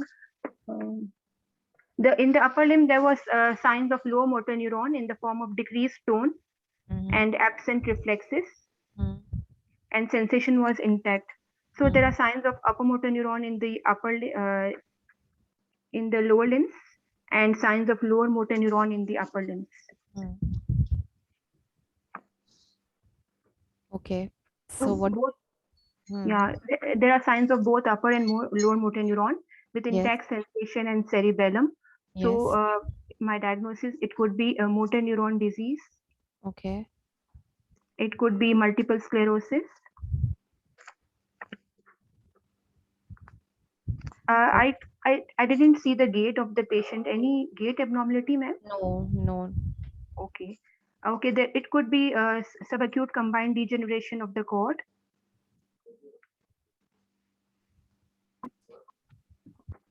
Okay, what else? It could be syringomyelia, but I want to check the sensation, complete sensation in the upper limbs. And it could be Tape's dorsalis, but it is very rare nowadays. And the Friedreich's ataxia also has signs of mixed upper and lower, but there was no gait abnormality and no sensory loss and no cerebellum, so it is very lower in my list. Okay. So how are you going to investigate this case? Ma'am, first of all, I would like to complete this complete blood count. I would like to check for any chronic illness, ESR, CRP for any inflammation. Autoimmune profile I would like to do, and for MS I would like to check for oligoclonal bands in the CSF, and I would like to check MRI of the brain and spinal cord. And for syphilis I will do VDRL and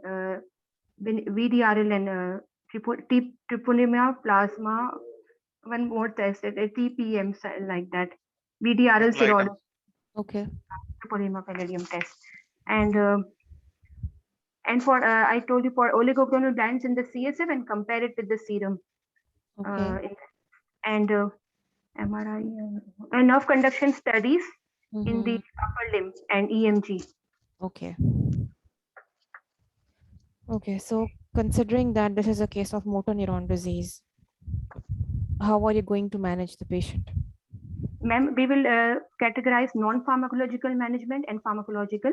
In non-pharmacological, we can advise patient education, counseling, physiotherapy, occupational health physician, support like special shoes and orthosis and any walking aids if patient need, and avoiding the factors, risk factors like any viral infection which can aggravate. And then pharmacological treatment, we can advise all the symptomatic treatment as there is no cure for MND. So we will advise antispasmodics like baclofen, tizanidine, benzodiazepines, and injection of phenol and baclofen, and dorsal rhizotomy, and Botox injections. And for if a bladder is involved, we can also advise oxybutynin or catheterization, self-catheterization for sphincter disturbances. Okay. Depending on the Okay, your time finished. Yes.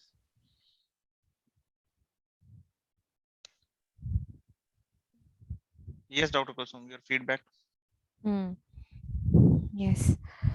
Okay. During the examination, you missed doing the by asking for the planters, the extensor response, or are they? Very important. This step was the only thing that is Going the only thing that is the in every case that will, if your case is confusing case, sometimes the tone is less, sometimes the ankles are absent. The only thing that determine to you that it's upper motor neuron is the main thing is the plantar. Yes, she missed the plantar. Yes, sir. Reflexes I checked, but I didn't see the plantar. Yes, ma'am.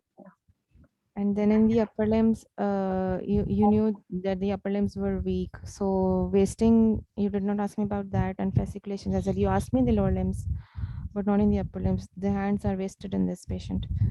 And there are also fasciculations in the upper limbs. Right. Okay. And other than that, yes, you said about the cranial nerves. So if when you are thinking about your differentials, so the cranial nerves important in this differentials would be the tongue. Basically, the tongue examination is important because when you're thinking about MND, the patient can present with tongue fasciculations, with bulbar palsy, with pseudobulbar palsy. Like these are important when you are thinking about motor neuron disease. Right, ma'am. Yes, thank you. So tongue, we can just inspect the tongue and move like fasciculation we can check, right? Yes. Okay. Usually in the exam, they will just ask room, okay, if you want to extend your examination, what you want to see on the face or what you want to see on the hands, like that. Otherwise, you will finish your lower limb examination and you will just offer the upper limb examination. They will not say you to you that upper limb examination. Regarding feedback, it's a very good management, or you told very detailed, excellent management, and your examination was good. Your class presentation was very good. But I'm quite concerned that when you came to the differentials, you started to give some very strange differentials. I really got surprised. You are putting subacute combined degeneration in this case. Yes, sir. Because there are upper and lower motor neurons, so I thought both are involved in this. But there was no dorsal column. You are right. We should not put it. How the upper like, and lower are involved in subacute combined degeneration? How? no, sir. In the there is signs of upper motor neuron as well as lower in the form of increased tone, increased reflexes, and the plantars are downgoing. No, Dr. Shaheen. Okay, sir. I'm missing something. No, I will you are check. confusing. Subacute. Yes, sir. Please explain this. I can't recall now. The name explaining everything. Subacute combined. Subacute means with the passage of time. Combined means it's involving the lateral, it's corticospinal tract, and it's involving the posterior tract. Combined means two tracts are involved, posterior column and lateral column. The posterior column will be involved without loss of proprioception. You cannot speak the word of subacute combined degeneration. Am I right, Dr. Kusum? Yes, yes, exactly. Yeah, spastic paraparesis is because corticospinal lateral tract is involved. But how you can say subacute combined if the posterior column is not involved? Yes. Right, sir. Yes. We should not And put this. other thing in subacute combined injection, there may be some finding. For example, you may find absent ankles. Okay. But don't confuse it with the lower motor neuron. It's not like that the patient is having upper motor neuron and lower motor neuron. It's because patient is having peripheral neuropathy. So the ankles are absent. Okay. So spastic paraparesis with absent ankles, subacute combined degeneration. Spastic paraparesis with loss of proprioception, subacute combined degeneration of the cord. But don't please this one in with normal sensations. It can never be. If you will say it in the exam, he will mind very badly. So The examiner. sensations are normal, right? In this patient, normal sensations. However, in subacute combined degeneration, only dorsal column is involved. Yes, so it will be loss of joint position, vibration. Yes. There are two types of sensations that we are checking in the exam. One, they are superficial sensation. One are the deep sensations. The superficial sensations are through the anterior tract, and we are checking the pinprick in the form of or light touch. The deep sensations are as a proprioception and vibration. You can check any one of them, or if you have a time, you can check both of them. So when someone is speaking the word sensations, it includes both superficial and deep sensations. Okay. Sensation intact means already proprioception is intact. You got my point, Dr. Shahin? Yes, sir. But your presentation was very good. Your management was an excellent management. You tell everything. It's a very good management. Pharmacological, very good. Non-pharmacological, excellent. Thank you, sir.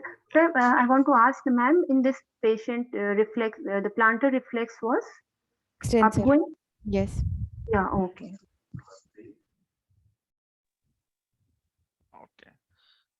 Ma'am, can we please repeat this DDs? In this case, it could be MND. Yes. And MS. MS, yes, but it would be again down the list. Yes. What else?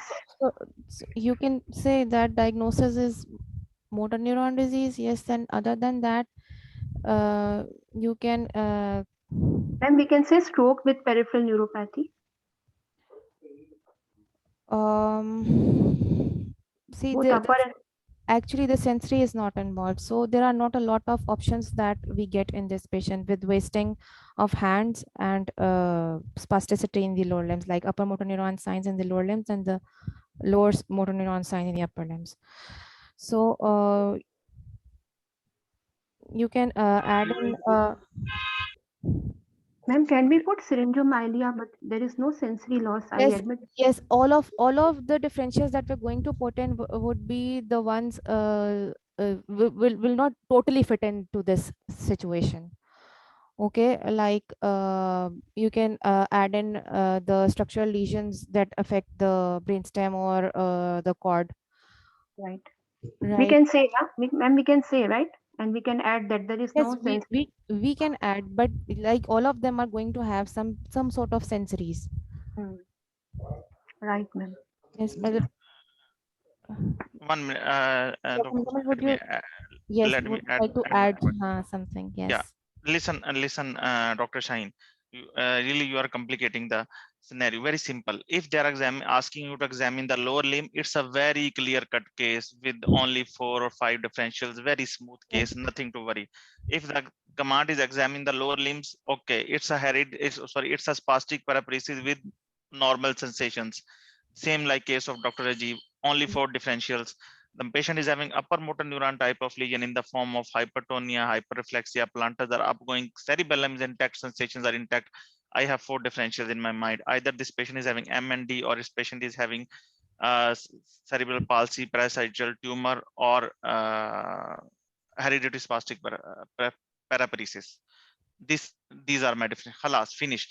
Now, if you want to differentiate among which one, if they ask you, okay, examine the hands or the patient, they have told this patient is presenting with hand weakness and now having lower motor neuron type of, then differential is limited to only one. Motor neuron disease is the one who is involving only the motor neurons. Patient is having all the normal sensations and involving the upper limb and lower limb. If there is hand wasting, it means it's a lower motor neuron involvement. Only if you just see the hands, even you didn't examine, you will say the hand wasting, it's a lower motor neuron. So there are lower motor neuron signs, upper motor neuron signs, no sensations, khalas. Diagnosis is MND. motor neuron disease. But syringomyelia, subacute degeneration, syringomyelia it's also involving the sensations. Subacute combination is also involving the sensations. So if you will keep to your lower limb, 4 differentials. If they will ask you, yes, see the hands and now tell what is your diagnosis, then you will see more MND. You got my point? Yes, sir. I got it. Yeah. And we will explain after this video. Dr. Dr. Komal wants to ask some question. Sir, can I put the cervical? Yeah, I wanted to say that I was thinking, like, in my concept is that in motor neuron disease in both upper and lower limbs, we will have mixed signs. Like there will be wasting fasciculations, hypertonia and hyperreflexia if we are considering a myotrophic lateral sclerosis. But in this case, there were lower motor neuron signs in upper limb and upper motor neuron signs in lower limb. So that does not fit with the myotrophic lateral sclerosis. It fits with something wrong with cervical cord. Okay, actually the motor neuron disease is not only the amyotrophic lateral sclerosis. There is only lateral sclerosis is a part of upper motor neuron. And in one patient, you may find features of like bulbar involvement is one type of motor neuron disease. Amyotrophic lateral sclerosis is one presentation. Lateral sclerosis is another presentation. In lateral sclerosis, only corticospinal tract is involved. Amyotrophic lateral sclerosis, anterior horn and corticospinal tract is involved. Bulbar involvement, the bulbar muscles are involved. So it doesn't matter. You will not say myotrophic lateral. You will say MND. MND is a big term that is covering all the different presentations. Am I right, Dr. Kusum? Yes. And amyotrophic lateral sclerosis can present both ways, like Dr. Komal is saying. Yes, we can find it this way as well, like all of both mixed signs in any limb, lower limbs, and we can find patients like this as well. Like we have upper motor signs in the lower limb and lower motor in the upper limbs. Okay. And ma'am, like if we are considering syringomyelia, suppose, is it possible that we will find just sensory loss in the shawl distribution, or there should be some sensory loss in C8T1 also? C8T1, C8T1 is a part of the shawl distribution. Like it would be not only the, it goes up to the hands, like not only the thorax part, it will go from the arms up to the hands. So, okay, so it would depend on the syrinx. Like if you that will make it complicated. It will depend on the size of the syrinx. See, if it's like a small one, it might not extend up to the fingers. It might only be present on the thorax part. Like it might not extend up to the whole of the arms and low down. Yes. So but we can say that over here, right? No, with the normal sensory you cannot add it. Like if you give the diagnosis, like that is only going to be motor neuron disease, because in a typical case you will have sensory loss in syringomyelia. Okay, thank you, ma'am. I got it now. Yes, questions? Hello. Yes. Hello, sir. Yes, Dr. Rajiv. Can we say like bilateral anterior spinal artery stroke in such cases? Actually, spinal artery also has sensory. Sorry, anterior cerebral artery, not spinal artery. Yes, bilateral AC infarcts. If you don't if you leave out the hand findings, yes, you can say that. That can With be only motor involvement. Yes, you can say that. That is But a part. it will have sensory also or not, like, or it will be only cortical sensory, like. No, it will not have sensory like that. You can say it is. It is a part of the differentials, yes, but I thought that it might be too much. Ma'am, in this case, it was only motor involvement. So Yes, we can say bilateral cerebral infarcts involving motor areas, like that we can say. yes, or that is basically supplied by the anterior cerebral artery. So Yes. it's one and the same thing. Yes, yes. So, ma'am, when in the bulbar machine, cranial 9 and 11 is involved. I'm sorry, I did not So, get you. There's a lot of hello. background. Dr. Shahid, your voice is not clear. Voice is Sir, There is a lot of background in noise. the M&D for hello, sir. Yes. In the M&D, Yes. in the M&D, when the cranial nerve 9, 10, 11, 12 is involved, can you please say that how will differentiate between the upper motor and lower motor in the cranial nerve? I'm sorry, you're Because talking about sometimes, the cranial nerve involvement in motor neuron disease, right? yes. So you, Not how will you differ, because sometimes the upper motor neuron lesion in the cranial nerve 9, 10, 11, 12 and sometimes lower motor neuron lesion. How So will when the differentiate? fasciculation is present at that time it's very easy, Yes. but sometimes it's very difficult. And can you say something about this? Yes. And So, my second question is the multidisciplinary team, the palliative care is part of the multidisciplinary team in this case? the palliative part of, sorry? Palliative care team is the part of the multidisciplinary team in this case? Yes, yes, it is. It is a part. It is a part. Thank you. okay. Okay. What is so your first question? Dr. Kusum, what please I answer his. understand, he's asking about the bulbar and the pseudobulbar palsy, like how are the cranial nerves involved in motor neuron disease patient. So the cranial nerve involvement and the motor neuron disease patient, it can present in two ways. Like it can be a bulbar palsy, that is you will have basically a lower motor neuron type of findings in the cranial nerves. So the cranial nerves that are involved in this bulbar palsy, they are 9, 10, 11, 12. Usually 9th, 10th involved more, and 12th. So what you will find here is that the speech would be somewhat nasal. It might be slurred, and the tongue is wasted, and you can observe fasciculations in the tongue, and the tongue is like flaccid and wasted. This is what we see when there is low motor neuron type of involvement with MND. So when there is pseudobulbar involvement, the low neuron involvement is basically called bulbar because bulb is the medulla, bulb for bulbar, and that is the medulla, and that is the lower motor neuron type of all the cranial nerve nuclei over there are present there. So with the involvement of those nuclei, it would be a lower motor neuron type of lesion. So when you say pseudobulbar, so pseudobulbar would be that the findings are that are going to be present in the cranial nerves are going to be of the upper motor neuron type. So as compared to the bulbar palsy, the speech is not going to be nasal. It's called a hot potato speech.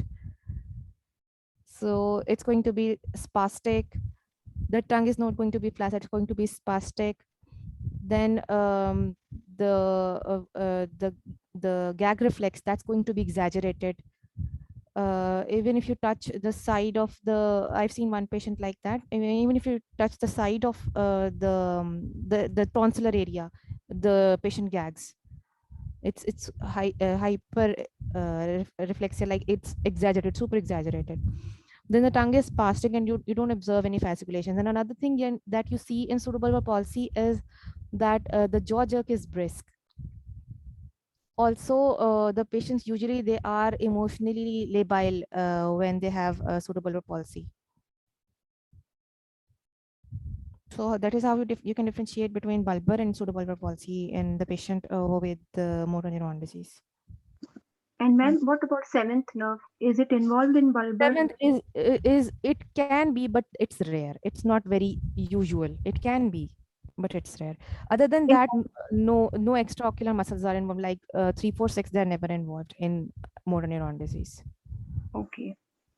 And in pseudobulbar, there is no seventh involvement, right? No. Okay, thank you. Okay, doctors, now we will see the video.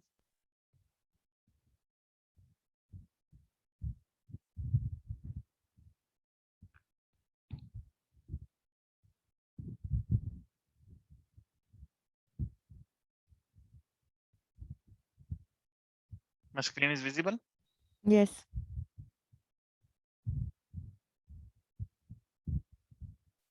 So it's spastic, but it's not as spastic as you saw in the previous case. Like the tone is increased, but it's not that much increased like the one in the hereditary spastic paraparesis.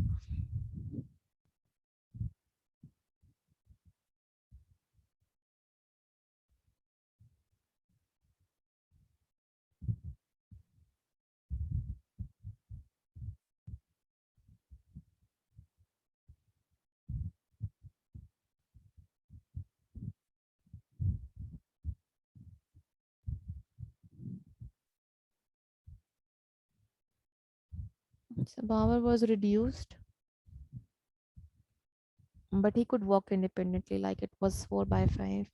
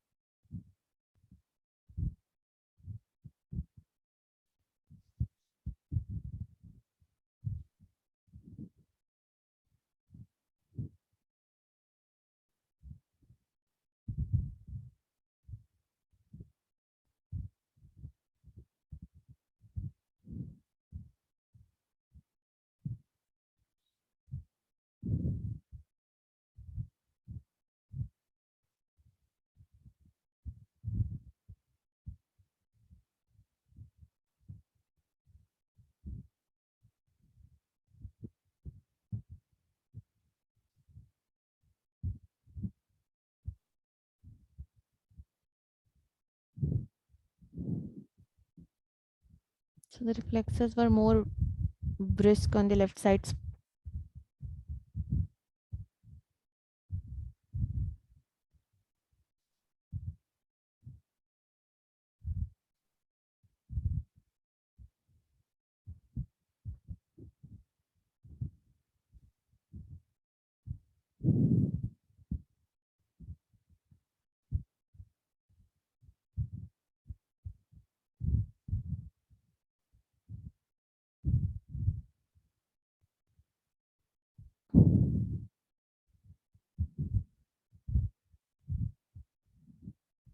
Plantar extensors bilateral.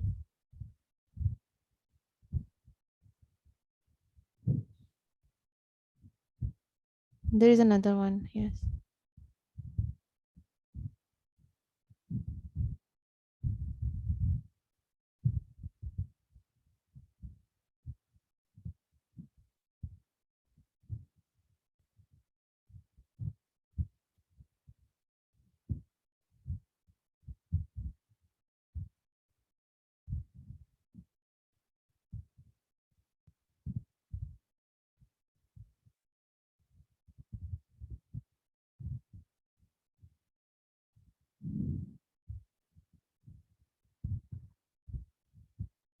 So we could do the heel shin test.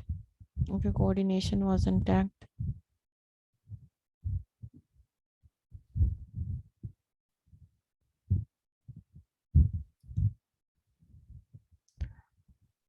Now looking for sensory.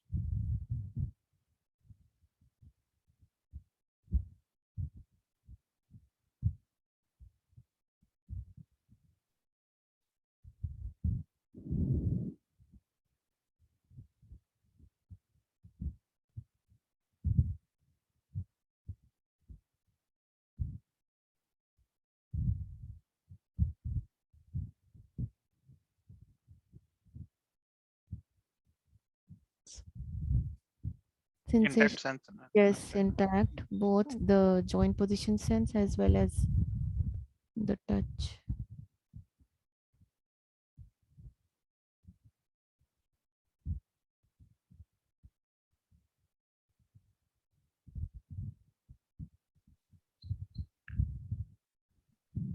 Okay, now There is a small video of his hands as well, just to show the wasting of the hands.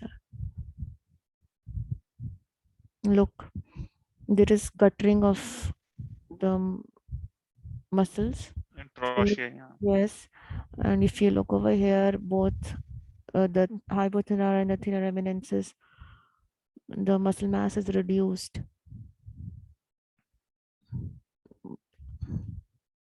It's bilateral in both the hands. This hand was somewhat swollen, that's why it's not very much visible over here. I tried to look for it, but it's not very much visible because I think there was a IV line put here. So it was a bit swollen, but in the other hand, it's very much clear. There's a picture as well of the hand, look. So if you see, the small muscles are wasted. Yeah, it's a very good picture. And also the thenar, hypothenar are also wasted. Yes. And So I tried to make a video to show you the tongue fasciculations. I don't know if they are very clear over here or not.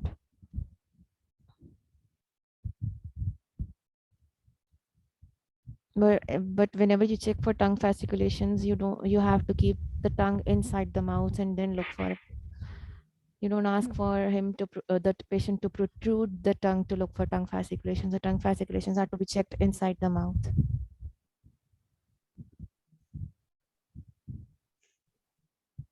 okay.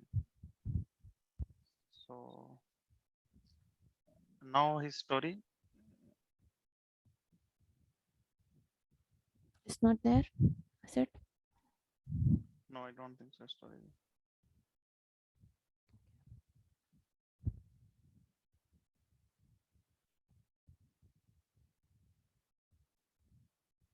No, story is not there.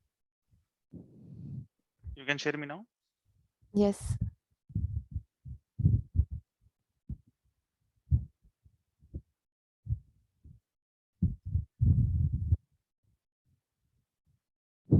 Just a minute. Or I Till can she, try, or I can try playing. yeah. Try from it's working from there. Then try. Okay. I will stop my sharing. Okay, let me see. Actually, doctors, the time she's stating the story, I want to tell you in motor neuron disease, there is a very simple concept. Motor neurons are present in different parts of the brain and spinal cord.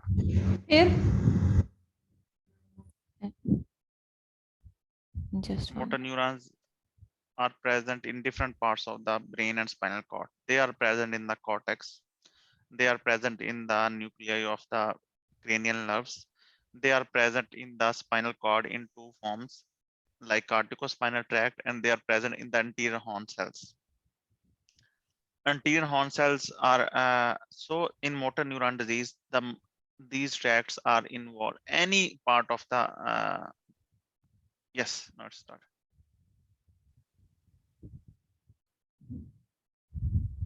Okay, tell me if the sound is also audible. अब जी आप जब बीमार हुए हैं 3-4 महीने पहले आपको क्या हुआ सबसे पहले क्या हुआ ठीक है फिर See his voice. अच्छा जी ठीक है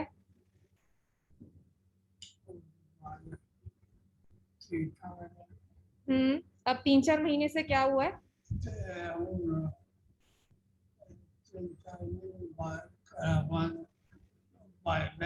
ठीक है आवाज बैठ गई और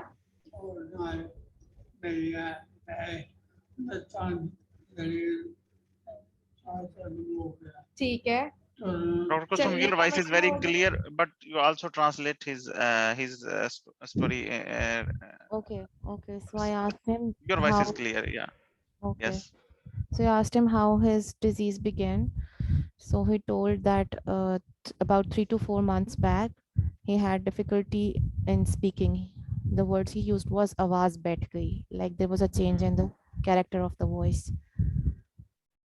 Now his voice is bulbar type. Yes. yes. Bulbar, not pseudobulbar. No. In pseudobulbar, they are putting some effort or like that. Yes, It's exactly. a bulbar involvement. Yes. Yes. Lower motor neuron type. Yes. Yes, and then he says that he has some difficulty in swallowing, and with that he developed weakness. He had difficulty walking. All of this started about, according to the patient, about 3 to 4 months back. Yes. Okay, continuing. और ठीक है, और खाने पीने का भी हुआ साथ मसला। ठीक है, गोता लग जाता है। ठीक है। Okay, he's telling about that he cannot swallow liquids very well, and he coughs. Gota lag jata hai, that is what he's telling. Yes. Yes. ठीक है। हाँ। ठीक है। ठीक है। ठीक है। Saying that even if he drinks water or tea, so he coughs. Yes. This is a very Sorry. Regarding dysphagia in the exam, he is telling a very important story. In dysphagia, we're asking, it started from liquids or from the solids. If the patient is saying that it's even even patient says not liquid, sorry. If we ask, you have problem with the starting the swallowing, and with the swallowing it regurgitates back from your nose, or you have cough, and we are thinking it's a neurological cause of dysphagia. This is the example he is giving, a neurological cause of dysphagia, in which patient this the first phase of swallowing is highly coordinated control, like when when we enter the foods, there is a movement of epiglottis, there is movement of palate, they are closing the glottis, they are opening the esophagus, and highly coordinated movements in just part of the second. A lot of movement is going on to make sure that food enters into the esophagus. But if patient is having weakness of that muscles, or then neurological causes, even problem in the palate, problem in the sensations of the these movements started after the sensation of food in the mouth, bulbar involvement, and 10th nerve palsy, then there is a chance that this patient will not go direct into the this food will not go into the esophagus, and may regurgitate back from the nose, or it may regurgitate from the it may enter into the bronchi. So he is giving the history of a neurological cause of dysphagia. So whenever you are taking the history and the patient is telling you a story like this, and immediately after taking started to have cough, immediately after taking food is coming back from the nose, and in Urdu you can say gota lag jana ya uthu aa jana. This is the word for neurological dysphagia. Yes, doctor. या सुन होते हो हाथ पांव, ऐसा तो नहीं होता? नहीं। ठीक है। So I asked him about any sensory symptoms. He denied having any. He says no numbness, no pins or needles or anything like that. 3-4 महीने में ये बढ़ता गया मसला? ठीक है। So the disease is being progressive for the last 3 to 4 months. Okay. Good. Very I good. think there's another part of the video as well. See for that.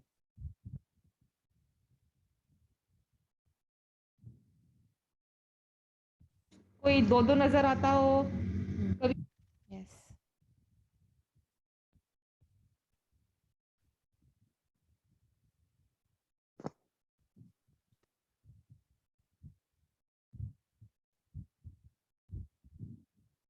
कोई दो नजर आता हो कभी? ऐसा तो नहीं हुआ? देखने का कोई मसला नहीं? So no visual problems, no diplopia, no. अच्छा, आपको कोई नीचे से बैठ के या जब लेट के उठते हैं उस वक्त कोई चक्कर वगैरह आते हो, कोई ऐसा मसला? No autonomic symptoms, no orthostatic hypotension. चीजें भूल जाती हो? See, no cognitive impairment.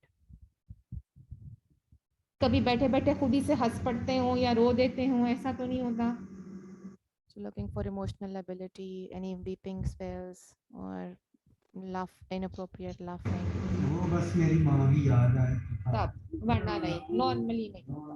ठीक है, ठीक है। मैं कल कल बड़ा अच्छा, छोटे बड़े पेशाब का मसला तो नहीं है कोई? छोटे या बड़े पेशाब का मसला तो कोई नहीं है?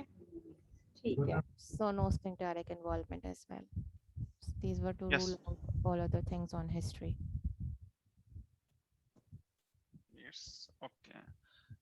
Yes, in this small clip, she ruled out all things one by one. She ruled autonomic involvement. She ruled out cognitive involvement and emotional liability. It's okay. Good. So, very good case, Dr. Kusum. I just want to add in this way that if for like cases, if in a simple way, I just want to tell that motor neuron disease is a disease in which there is damage to the motor neurons anywhere they are present in the brain, and the patient may have symptoms according to that the damage of the motor neurons. Motor neurons are present, you can say motor neurons are present everywhere in the brain, starting from they are in the cortex. Okay, they are in the spinal cord, in the corticospinal, in the form of corticospinal tract. They are in the anterior horn cells. So they are in the nuclei of the cranial nerves, motor nuclei of the cranial nerves. So there is no set pattern for the involvement. There is no set sequence, no set pattern for involvement for one specific for the motor neuron disease. Thus the features are telling us that there is involving the different parts. If it's involving only the lateral tract, if it's involving the only corticospinal tract, we are calling lateral sclerosis. If involving the lateral and also the anterior horn cells, then we are saying it's amyotrophic lateral sclerosis. If it's mainly involving the bulbar involvement, we are calling it bulbar type of the motor neuron disease. But it's not a rule and that they will involve only in one patient. In this patient, they are involving the anterior horn cells of the upper limb area of the spinal cord, and while they are involving the lateral corticospinal tract of the lower limb area. So lower limb has features of lateral corticospinal tract, lateral tract involvement, while the upper limb has the features of lower motor neuron also. Same. So this patient is telling us the presentation. For the presentation, there is one very important one story of a movie. It's telling the story of the patient of motor neuron disease. Anyone have seen that movie, The Theory of Everything? Anyone has an idea about this? Yes, doctor. I have seen this movie. Yes. Okay. In this movie, this movie is about Stephen Hawking. This is a great scientist who made the black hole theory. He's this scientist in the young age, 25 years old age, he was diagnosed as a motor neuron disease. His life. Yes. What else, Dr. Valla, you know about that story? What else? I remember how his symptoms started when he could not move one of his legs.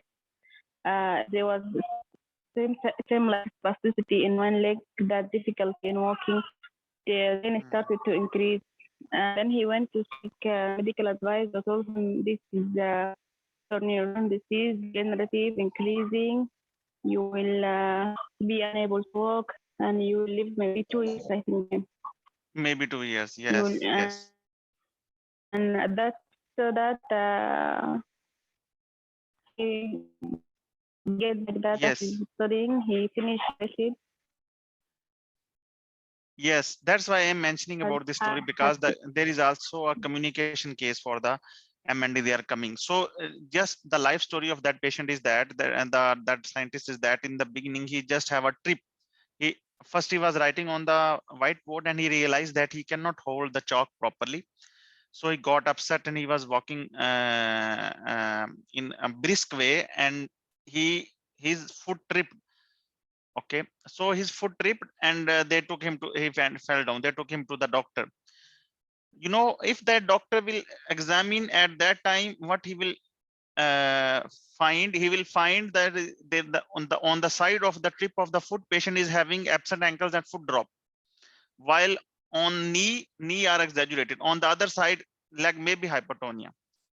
So they told him that you have this amyotrophic lateral sclerosis, and they explained him, and they said, okay, you can give 2 years.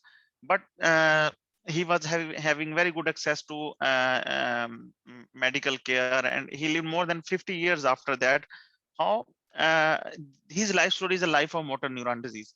Then he started to have difficulty of his speech. In the movie, you can see his speech is changing. He started to have a pseudo-bulbar type of speech. He started to have his gait. In the beginning, the motor neuron, when the spasticity of the legs is increased, patient is having no weakness. Patient just say that when he walk, the smoothness of his walk is disturbed. Like his walk is not very in a smooth way. His smoothness is disturbed. Then he started to talk in a different with effort. Then one day he was taking food, and this food he has choking. After that choking, they have to do the maneuver. They took him to the doctor, and then he was on the trip, and he developed aspiration pneumonia. They put him on the ventilator. So symptoms are coming. First, the foot drop, then spastic paraparesis, first hand muscle wasting when he was writing on the whiteboard, then the foot drop, spastic paraparesis, patient is having, he become wheelchair bound. Then he started to have the bulbar involvement in the form of difficulty of talking. Then he started to have choking, again the bulbar involvement. Then they went for him the ventilator. They put him, his feeding was through the peg tube. Then his breathing was through the ventilator. So this is involving on the whole of his body, upper limbs, lower limbs, and but his cognition was intact till the end. Yes, Dr. Rajiv, you want to say something? Yes, like similarly, this actually amyotrophic lateral sclerosis is also called as Lou Gehrig syndrome. And Lou Yes. Gehrig was a this baseball player from Yes, America. yes, American, yes, yes, yes. And he was one of the like best player. And suddenly, from the game itself, he went off, like voluntarily he retired like on one day, and like then he was diagnosed with lateral sclerosis, and within 2 years he expired. Like it was very progressive disease for him. Within 3-4 months he Yes. was bedridden, and 2 years he expired. Yes. Now how this case is coming in the communication. Recently this case came in the communication in UK. Just 1.5 months ago, my last course participant, she faced this case. She said she entered the room, the screen was on, she was alone in the room, no one, the screen was already on. Once she sit in front of the screen, there was the examiner told her, I am going to introduce your patient. You will start communication with the patient. You will have 14 minutes. After 12 minutes, the system will give you a clue, the signal that 2 minutes are remaining. And then on the screen, the patient appeared. She started to talk with the patient on the screen, and the scenario was that patient was having patient developed aspiration pneumonia, and patient visited emergency, admitted in the hospital because of aspiration pneumonia. The workup was done, and she was found to have that she is having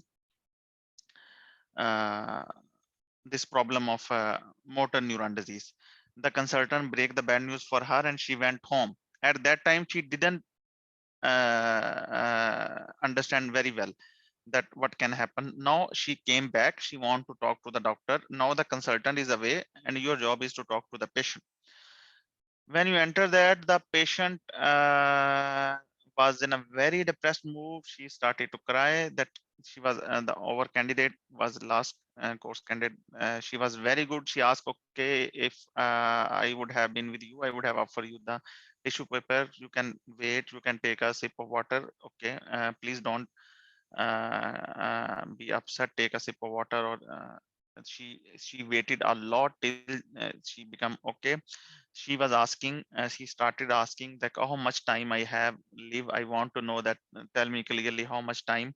Then she was quite concerned about her daughter, that whether she will also develop this disease in the future.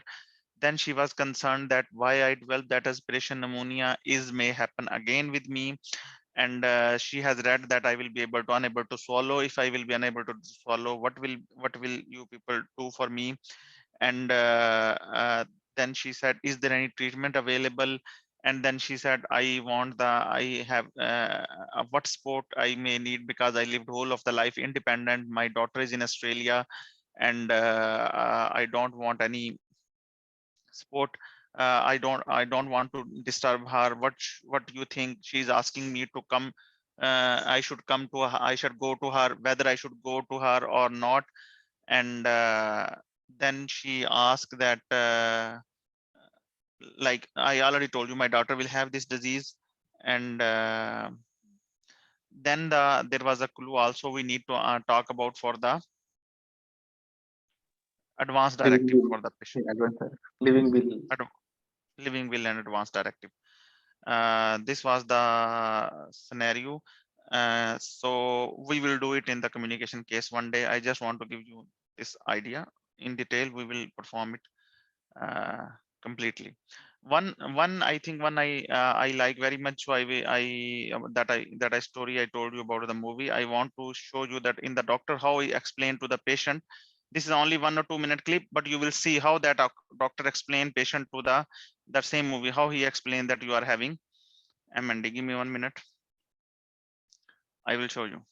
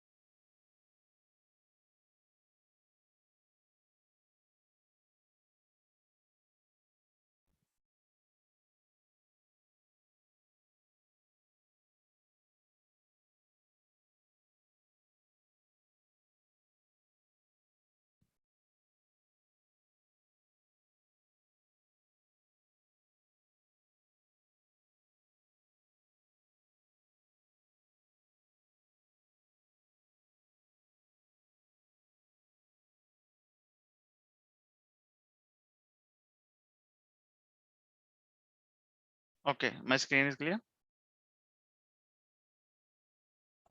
Just clear. You can see anything or not? No, video is not there. Yeah, I think from Netflix it's not allowed. That's why they are not showing. Okay, you can. Yeah, you can explanation. Then I will show you only explanation. How doctor explain.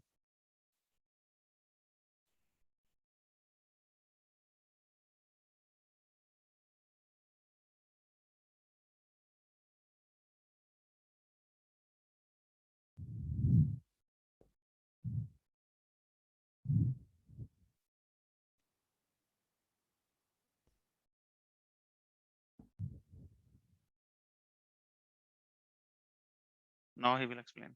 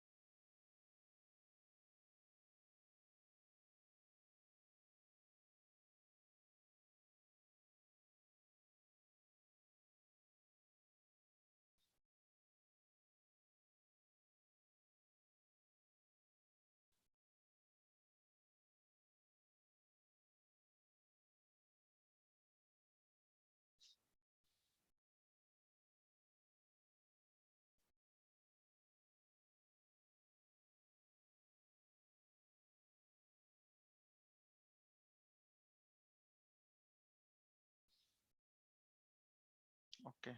Okay, doctor. So this was that. This just I told you how he break the bad news.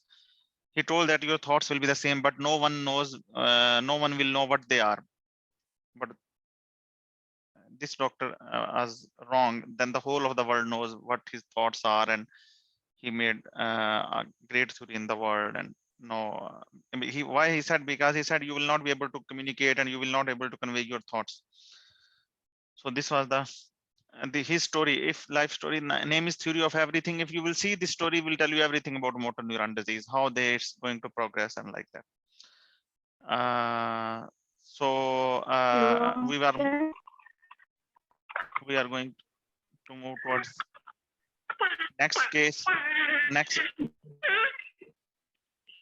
So, Muzammal, I have one question. Yes, Dr. Vala. Yes, yes, you can ask the question. Yes. How can I differentiate from the speech only between bulbar and pseudobulbar? I mean, only from the speech. From the speech? Okay, they didn't show the picture. If I will show the picture in the speech of this patient that Dr. Kusum is shown, it's a bulbar. Okay. And the speech, if patient is putting a lot of effort and struggling to speak, tongue is spastic, jaw is spastic, and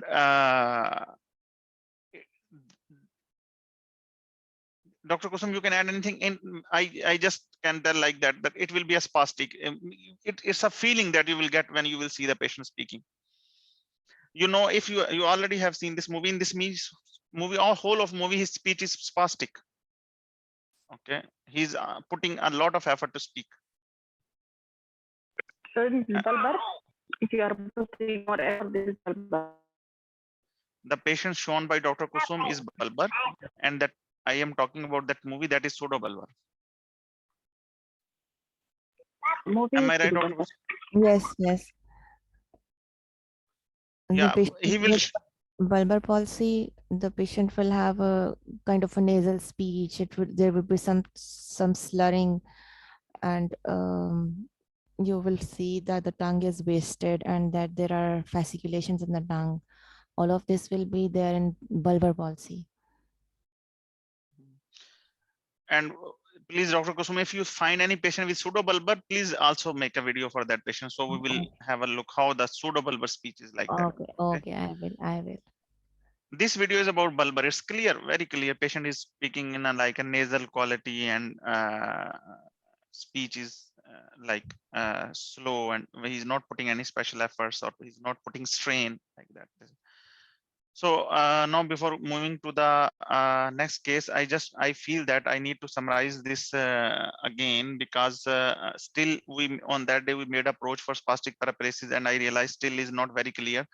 If you face a case of a patient with spastic paraparesis, start your examination. If you till the end of bulk, tone, power, reflexes, when you will do the plantar, you will have up to this. Now you have established your case is a upper motor neuron type or lower motor neuron type. It's a spastic paraparesis or flaccid paraparesis.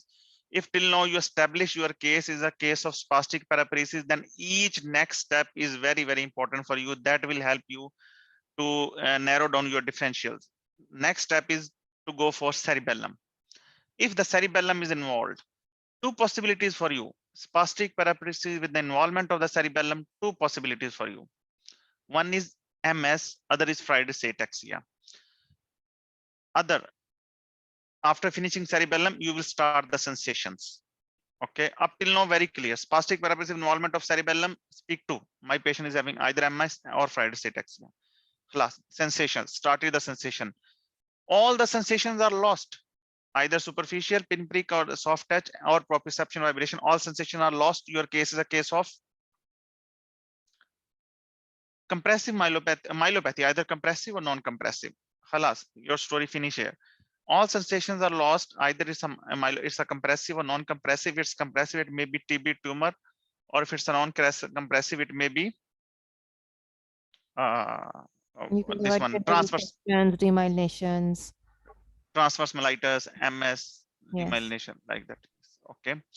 So next step is that superficial sensations are lost, pinprick is lost. Otherwise, he's saying yes, he can feel my toe is up or down. I can feel vibration. I can feel, but my pinprick is lost. Then your differentials are anterior spinal artery occlusion. It may be due to tumor, trauma. It may be atherosclerosis, like that. If you say, okay, cerebellum is superficial sensations are present, only posterior column is lost. If the posterior column is lost, then you need to correlate the things. If only posterior column is lost, cerebellum is not lost, MS and taboparesis. Okay. If posterior column is lost and cerebellum is also lost, MS and Friedreich's ataxia. If posterior column is lost and there is a peripheral neuropathy also, that, or even not a peripheral neuropathy, your case is subacute combined degeneration of the cord. And if posterior column is involved, and what other possibility may be there? These are 3-4 possibilities. Okay. So in the course up till now, we have discussed 2 types of possibilities. We have finished. One we have did today, spastic paraparesis with all sensations are intact. The other I think in the first session we have discussed briefly. I will show you that so that you can correlate this today's session with that. That was a very good case, an excellent case. Dr. Kusum show us. Had dorsal column involvement along with cerebellar involvement. Yes. Spastic This was paraparesis with dorsal column and cerebellar. In this case, there are other positive findings need to see. Clonus, if someone is not sure about clonus, he will see clonus in this case. Tone is high.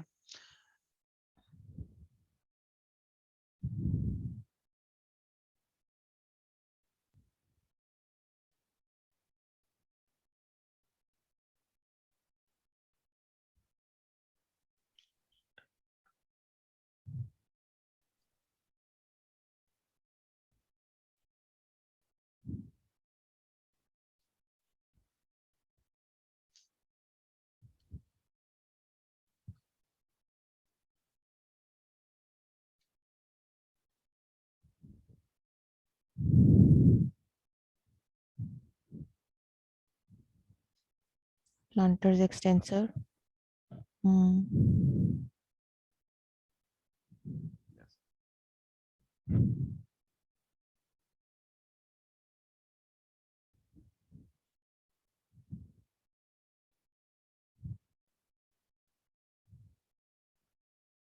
Look, it's very difficult for her to coordinate.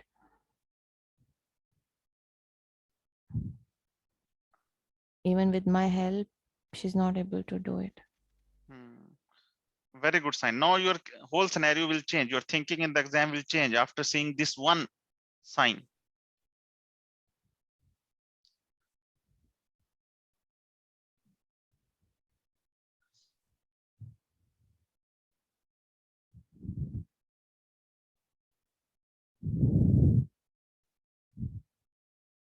So checking for the pinprick, that was intact.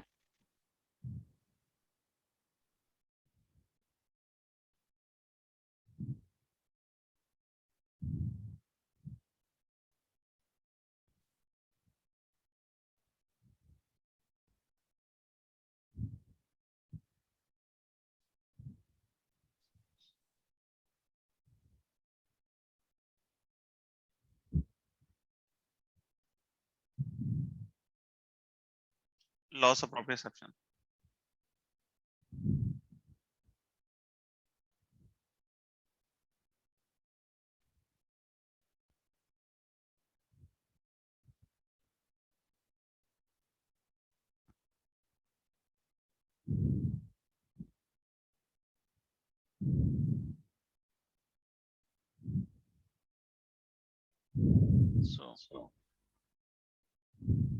So this is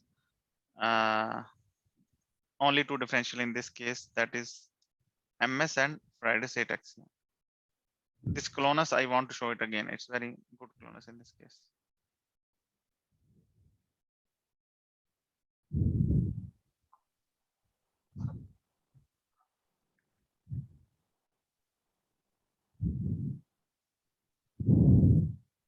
Yeah, this one is okay. So in this case, actually, cerebellar was not tested. Difficult to check. So, Sorry, cerebellum was? Cerebellar signs were difficult to check because of weakness. No, No. in this case, Yes. patient had the power was good. It was not difficult to check cerebellum. It was difficult for her to coordinate. Her power was not that much less that she couldn't lift her leg or she couldn't bend her leg. She could do that. Okay, so it was positive like that. Yes, Knee heel yes, test was positive. yes, she could not coordinate. Even with my help, she could not. She could lift her leg, but it moved side to side. She could not put it on her shin. She could not drag it down properly. Like it swayed. Ma'am, I have one question. Yes.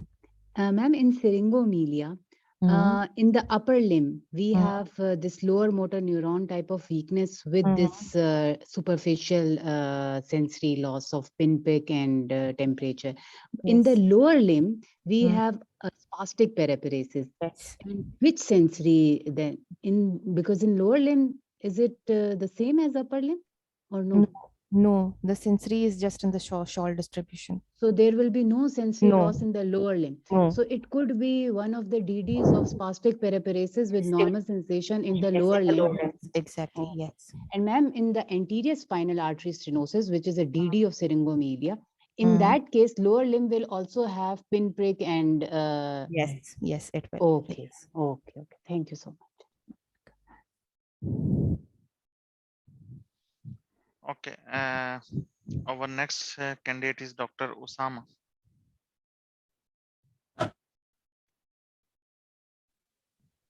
Yes.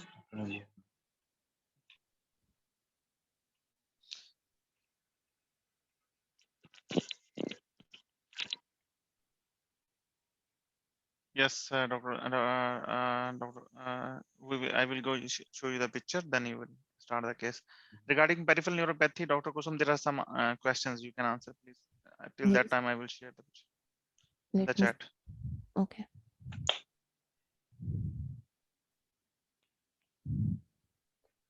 Peripheral neuropathy.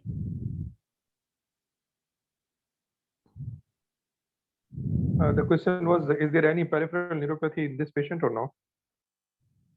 No, she's No. having intact. No, she did not have. Pinprick is not there, but proprioception is lost. Lost, yes. So it's going in favor of Frederick's ataxia? Yes. Right. Thank you very much.